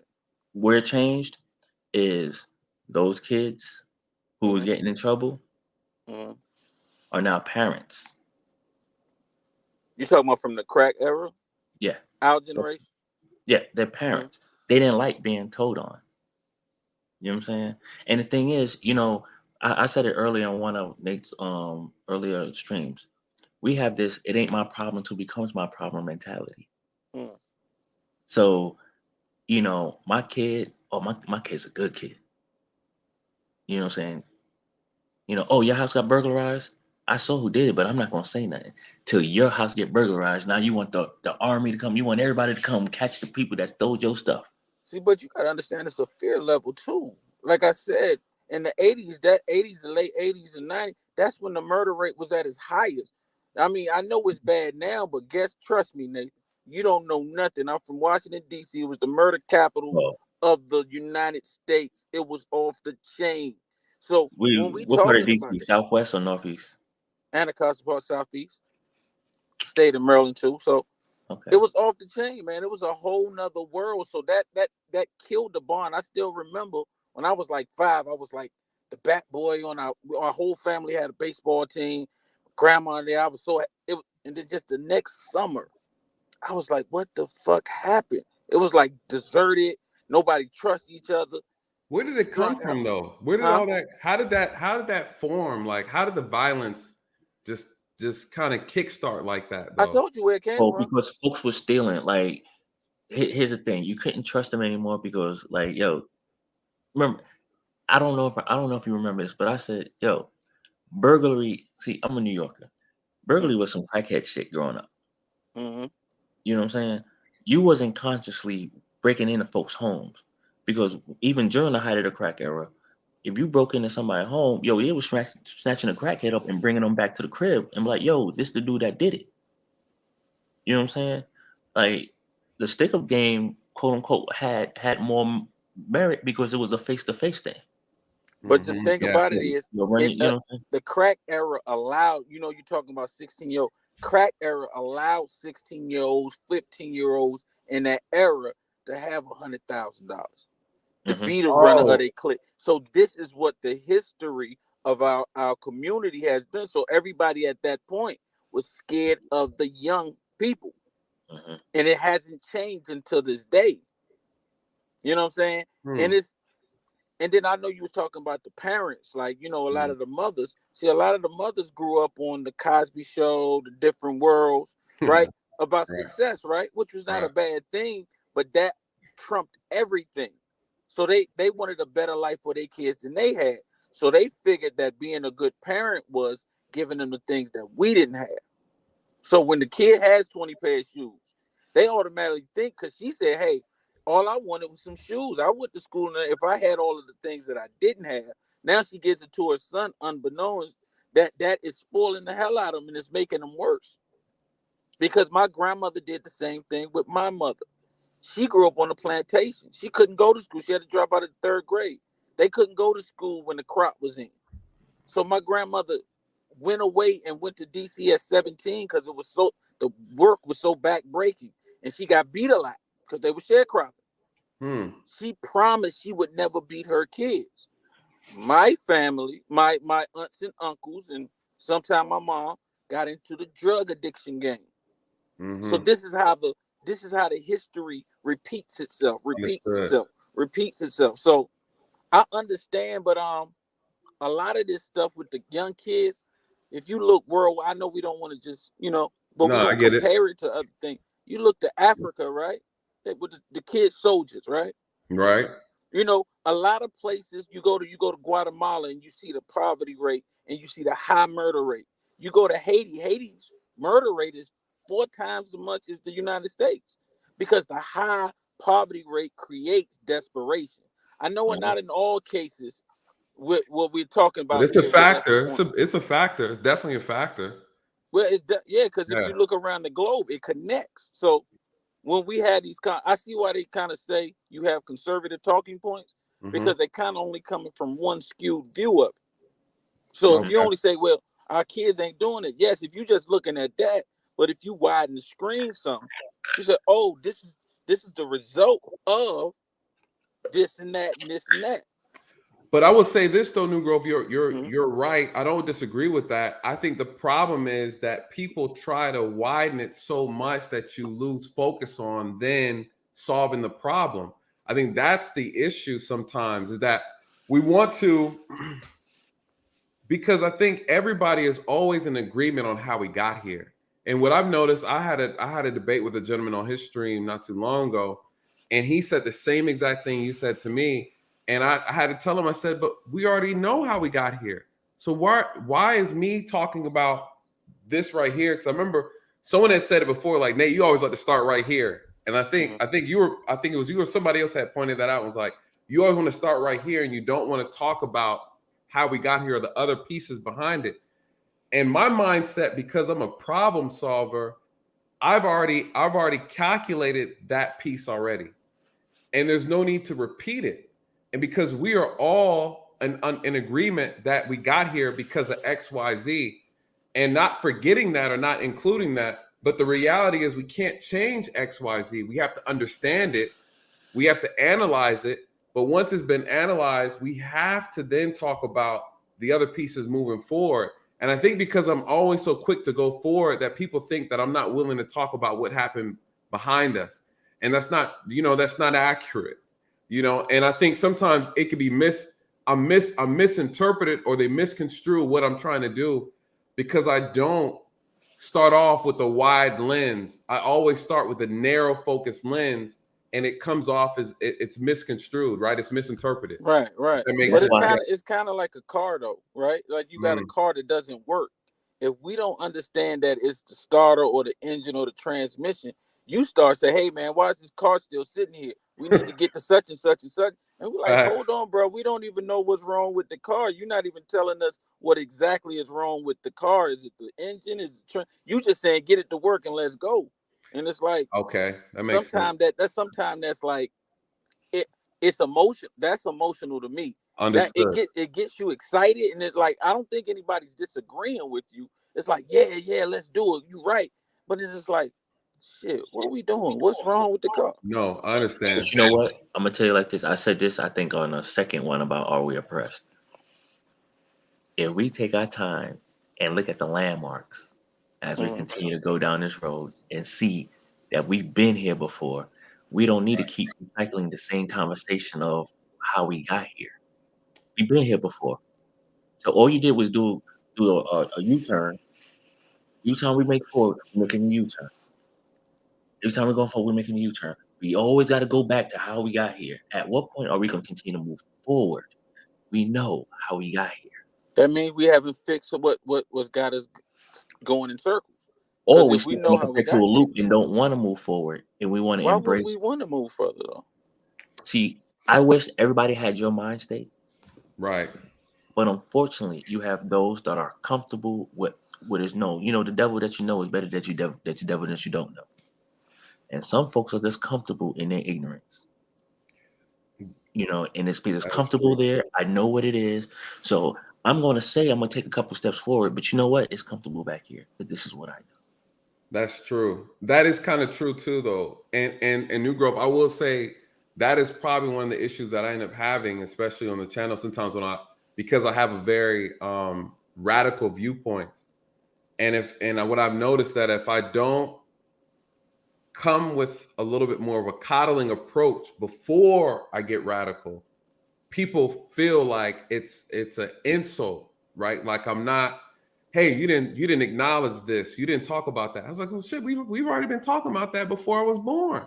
We're all in agreement, you know. But and you gotta it's not understand. to put it down.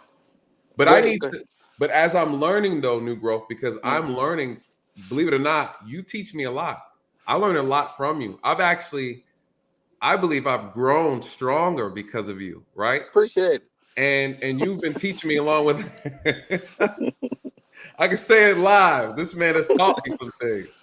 But truth be told, we're all sharpening each other because we all want the same thing. Right. You know, and I think the reality is the conversations make me a better person because I come into a conversation with being a little naive sometimes. Kind of arrogant. I say confident. Yeah, confident. I say a little confident. I respect that. It's like a little sprinkle. Not a bad thing. I know, bro. I know. I know. We you know, but you know, it's when you're tackling such a massive obstacle, you have to be arrogant. You know, people can't tell you. You can't allow people to discourage you. You know, when your heart is pure and your intentions are pure, you know, you got to be arrogant. You got to stand strong on it. But I will say though I might exude a little arrogance and a lot of confidence, I'm never at no point too big to admit that I can still be taught, that I can still be educated. And just like I'm saying tonight, I've learned a lot from you. You have put me in a place where I go back and look and do my own research. Because even now, when we're talking about the crack epidemic, I never looked at it from a standpoint of how did education happen after this? What did those kids who grew up in these dysfunctional homes do to the crack epidemic? How did they then now pass on teachings to their kids? Right. I didn't even think about that. But then it's important to analyze that to understand where the shift happened. Right. So when you're telling me about the violence in DC, I've heard about the violence in DC. And when I look back and I'm hearing what you're saying, I'm like, damn, how did this stuff kick off? You know, how did it kick off? Now we have to look at Atlanta, and we're also including that a lot of the violence is also from people who are coming from out of state that are coming to the city. And we look at what COVID did. A lot of cities weren't open. Atlanta's still open, partying, doing all this. Right. So it's attracting a lot of negative attention that's adding. So is it the citizens 100%? No, it's not. It's a lot of it is people who migrated here from other cities. And again, it's just with that, including all these other things. So one would say 5 years from now, people are going to say, okay, where did this element come from? We have to talk about COVID, right? So what you're saying is 100% correct. You can't talk about the element after this or currently without talking about the element that had an influence, which was the crack epidemic. Right. And I never looked at it from that angle. And that makes me, retreat back to a mindset of a student, And that's where a lot of the disrespect came in, because a lot of the parents was getting strung out. So it was like, I mean, I don't really like to go into entertainers, but was saying how he sold crack to his mom, and I seen some of my boys sell crack. So that disconnect, that kid seeing that mom on crack, not even the one who's selling it, you're like, I'm getting picked on because of you. I don't respect it. So it's a lot of things that go into that. There's a lot of things going in that, but like y'all always say, we playing chess. We got to keep in mind the media, the biggest industry is like the marketing. So they're marketing in this bullshit to us. Yes. So we have to, like, as a parent, we have to. Ain't no cell phone. What you talking about? Correct. What you talking about? You ain't going to school to learn. You going to school to influence. We already learning at home. What you talking about? Ain't nothing more important than your education to me. I'm not tripping on nothing else. So my kids gonna know who Huey P. My 10-year-old was doing a book report for me on revolutionary suicide on Huey P. Newton. That's a 300-page book for a 10-year-old who last year they said she was dyslexic, who she couldn't read. She was reading on the first grade level. We got to stop putting our interest into the system. Like we said, the system is not set up for us. And I'm taking your thing. I'm taking the initiative to say, I'm going to play chess. I'm going to teach y'all at home. So when y'all do go back in the system, y'all going to be so stand up. Y'all going to question the teachers. The other kids going to be influenced by you and them leaders. Right? There you go. Acquired knowledge. That's right. All right. Acquired knowledge. And that's what we need to be before you go, Dre. That's exactly the mindset our community needs to shift into, because we can't control the school system. We can't control the school board.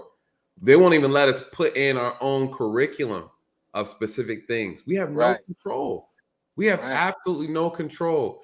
And we know education is the key.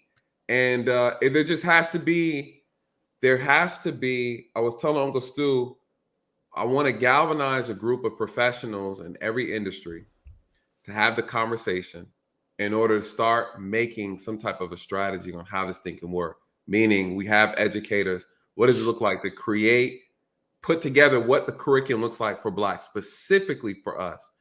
The material's already there. I'm saying putting the curriculum, right? Pulling the resource to where the books are. I know you do some investment stuff. So say there's a specific author that talks about investing, is a Black author. Specifically, it's groomed specifically with our history in mind. Because when we create content and education, it has to be with our history in mind. That book needs to be something that's included in the syllabus for our kids at what age group. Have our top educators put together a very, very sharp curriculum that can be put together, organized, and structured for home learning, right? And this is something, and we're going to give it away, low cost, damn near free. The idea is to get it in every single Black home. Right. To where we could say, if you we put this, our best and brightest put this bundle together.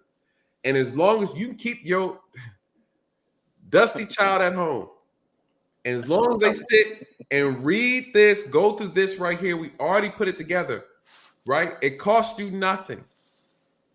But they learn this, we turning this boat around. Right. And so go ahead. That's how I look at it as far as galvanizing people in the right profession. Where do I fit in? Where does Dre fit in? We're officers. right? Dre's now currently an investigator. What do? We then say, listen, we can teach our own people how to police our own people. Right. We can create the our morality own aspect of it. Y'all got that. Yeah. You know, you can teach it. Like, and that's why I said we got to get them young, 4, 5, 6. Yes. You say, hey, the importance of integrity. That's why I tell my kid integrity, right? So y'all got that. So it's like if we get the little kids, because sometimes when you get around like 12, 13, 14, they're like the young lady said earlier, Shirley. They kind of hurt. So it's not gonna be able to just say, hey, do it this way. Correct. It's gonna take a lot of time to fix that. I'm gonna say this before I bounce. I gotta get up early in the morning for work. What you have to understand is by the time they come across my desk, it's too late. It's too late. You know what I'm saying? And now, granted, there are times where like, okay, yeah, I don't have nothing here, you know, move on. But a lot of times, man, a lot of stuff that come across my desk got legs, got some long legs. And I'm telling you, and it's so disappointing in a lot of the situations that we as a race put ourselves in. Yep. And it's sad.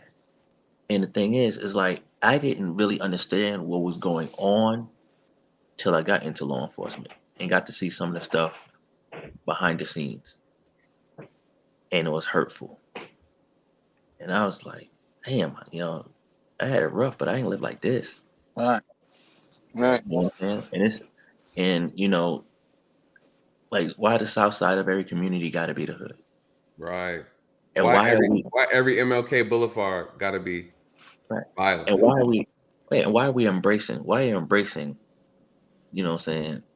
Yeah. Poverty. And that's the thing. That's the problem. We are embracing the poverty mindset because, like, when you move, if I move out of the hood, you know what I'm saying? If I'm not putting money back into the hood, why am I coming back? To show off? You know? Or why are you not coming back to show your folks, hey, this is what I did to get out of the hood. This is what you can do. There's opportunity.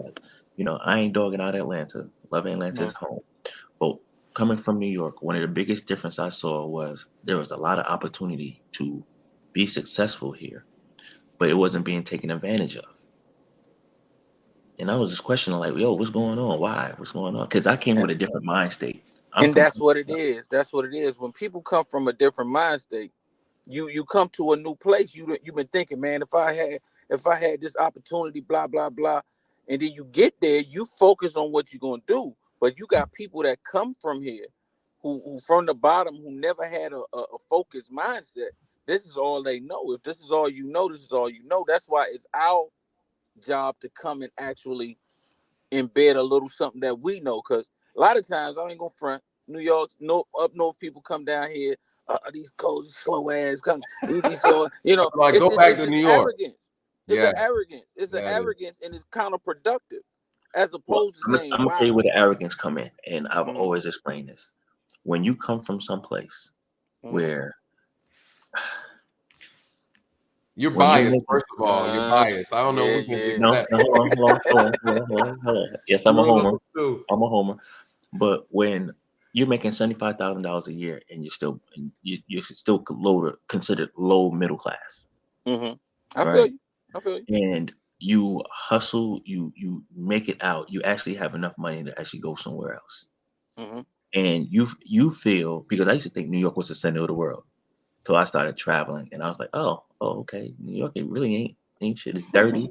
you know what I'm saying? You throw trash everywhere. So I learned the difference. But the mind state is different. They have a hustle mentality where I'm going to get mine. You know what I'm saying? I'm going to take full advantage. And unfortunately, some folks can't leave New York because they still have that hustle mentality and don't think that it will prosper anywhere else. But when you come to Atlanta, when you don't have to look, you got to do it now. But when I moved here, I didn't have to look behind my shoulders. You know what I'm saying? Always looking over my shoulders to see who's coming to get me.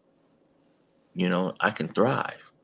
Now, and that's what I'm saying. So when we came down here, we got to take some responsibility. Like when I came here, Atlanta wasn't like this. Atlanta wasn't like, it was a problem. So who brought that element? Katrina started it.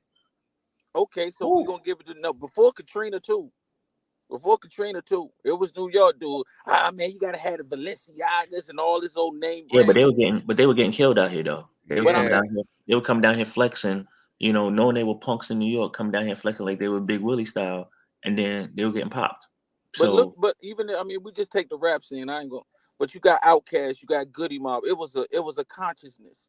The New York people can't argue country slow, and it influenced the people to say, okay, I need Bentleys, I need this. Now we got a whole city that is just like New York, and so we have to take responsibility for what we did. That's what I tell all these Atlanta people, man. I say, man, I wasn't one of the ones, but when we came down from up top, man, we came down here with the wrong attitude. We came down here as like feasting time.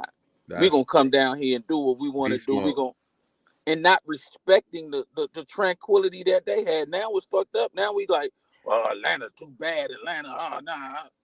That's our fault too. We gotta eat some of that.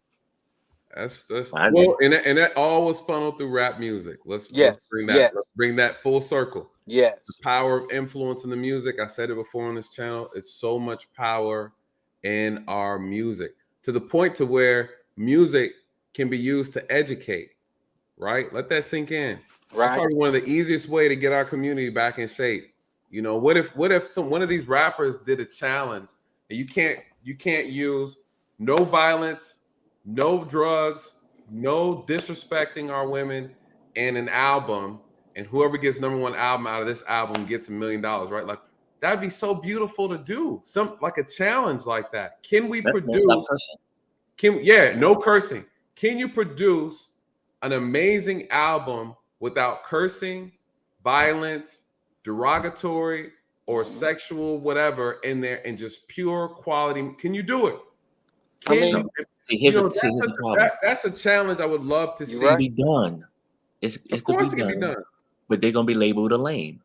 No, but they're being incentivized. They're being by incentivized. The record label. That's right. To make kind of music that you saying. So they say you say we give them $1 million not to do it. We'll give you $2 million to do it because you're gonna fill our jails up. Facts. You know what I'm saying? You're gonna do this. You're gonna mess up a whole new generation. Yes. Right? You're gonna have our boys not wanting to read. Like when I grew up, KRS-One made me want to read. Public Enemy. That's what made me lyrics, really read. Them lyrics will have you. I listen to Wu-Tang. And so people be asking about my vocabulary. You listen to Wu-Tang, you better have a dictionary. I feel you. You be like, yo, what does that word mean? They hit you with all kinds. These guys were lyricists. And then you go from what they sampled, right? They sampled soul music, R&B. So when you listen to Curtis Mayfield, when you listen to Al Green, when you listen to all, that was the soundtrack of the people, right? The civil rights movement, right? It influenced the world. Yes. Now our music, we don't even have R&B no more. We don't even talk about love no more. No. How can you expect a woman to know how to be in love, or a man not? We talking about hot boxes. Like that's what I'm saying. When you say you got a hot box, that's what the 16-year-olds listening to. That's what they was pumped up on when they went up. Probably. Yes. Right? Yes. So we got to take a little more. We got to put a little more bandage around our kids. You know. We give them a little too much leeway. No, they got too much free time. No, they do. They do. I mean, there's a couple things, and I think there's a. I was gonna mention it in a video, and I end up not doing it. But there's a DJ who decided that he took a stance and said he's not going to play any more music that involves violence, killing, or beef in it. He said because it's getting too many of the young rappers killed, shot, and this DJ was white. So I was listening to a group of other DJs who were like this. I think it's on the Breakfast Club. Matter of fact, he's like, why did it take a white DJ to take that stance? Right. You know, and so I forgot his name, but if you just Google that little brief piece right there, his name will come up. But he's a very famous DJ in New York. And I was like, what? I think I was getting ready to put a video out talking about the rap. The thing Jay-Z's backing, I forgot what it's called, the rap bill they're trying to push in New York. And it's a bill that protects rap lyrics when they're talking about committing violence and homicide, right? Dre basically saying that we can't use their music against them in court. Yeah. And instead of taking a stance of how about we don't rap about violence. He's like, how about we protect the violence that we rap about? He's a businessman, right? That's what he said. He's right? a business. No, he said, I'm not a businessman. I'm a business Right. man. You know, Jay hit you with them double, triple entendres all day. The boy's a genius. You know, he's right. His brand is a business. He's a whole business. But well, gentlemen, I'm gonna have to call it a night. All right, brother, man. Once again, it's been lovely, man. Absolutely, man. Fellas, I thank you, man. Always, always, man. you guys. All right. All right. Yes, sir. Good stream, you guys. Good stream. Listen, you guys, I'm the type of person where I'm very creative. Very creative when it comes to solutions. Sometimes my creativity, whether expensive or not, I don't really think too much about it. You guys, I'm really just very creative. I don't care who takes these ideas. We're at a point where we just need solutions. We need to start acting on solutions, right? And just off the cuff, having a conversation about rap lyrics and music. We know the music is a problem. We have to incentivize. Listen, the whole idea is there's a lot of corrupt people in this world. They don't care about the outcome as long as they get paid, you guys. It just so happens that right now, Black suffering is very profitable in this country. If we can set it up to where they still get paid the same without us having to suffer, you guys, matter of fact, they make a little on top. They make a little bit on top. They'll let us do it. They'll let us do it. If we can set up a way where the corrupt still get their piece of the pie, they still get a little extra on top, they will do it, you guys. They will allow us to turn our community completely over. Why? Because it's all about money at the end of the day. Right now, it's just what we're doing is making a lot of people money. So why would they want to incentivize or help us out of this situation? They'll never help us out of the situation. The powers that be, whoever you want to call them, whatever skin color you think they are, doesn't matter. Regardless, they have control. And so the reality is, if I'm making money off of people, why would I want them to change? There's no financial incentive. You have to incentivize people to change.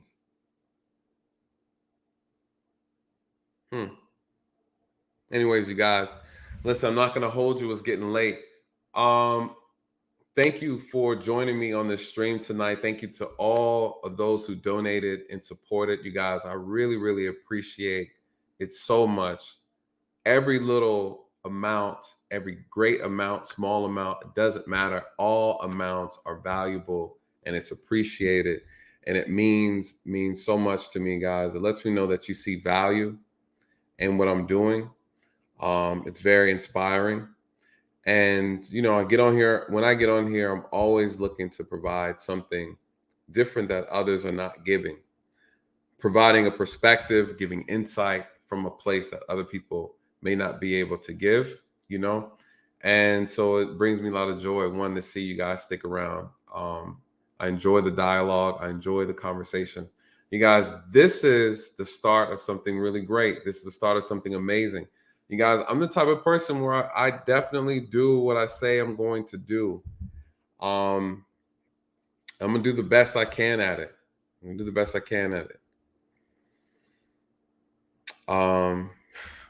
Thank you, Courtney. I do the best I can at it, you guys. I'm not the type of person that just speaks and sits down. You know, all these ideas that you hear, you guys, I take notes when I'm talking to people. I'm learning. I'm trying to get better at this. But the whole purpose of this channel was to help, provide some help in an area that I have a lot of experience in. Doing the best I can to contribute to solving this problem with law enforcement within our community, even law enforcement just overall within the nation. I'm going to do my best. And if anything, you guys, I'm going to plant the seed that's going to bring about change. And sometimes you have to be okay with planting the seed. We can't all plant the seed water the seed and then put sun on it, right? And expect it to grow. Sometimes we have to do our part and pass it on to the next person. But I will definitely do my part. I believe I'm doing my part. I believe God brought me to this place for a specific reason. And I'm allowing him to lead the way. So again, I really appreciate you guys sticking with me. It's a great stream, great conversation. Shout out to the guests, those who came up and dropped some wisdom. I really appreciate that. And again, thank you guys for the support. Thank you to all my amazing moderators. I appreciate you guys. You know, y'all are always in here holding it down while I'm in here running my mouth. So listen, I hope you guys took something positive away from this.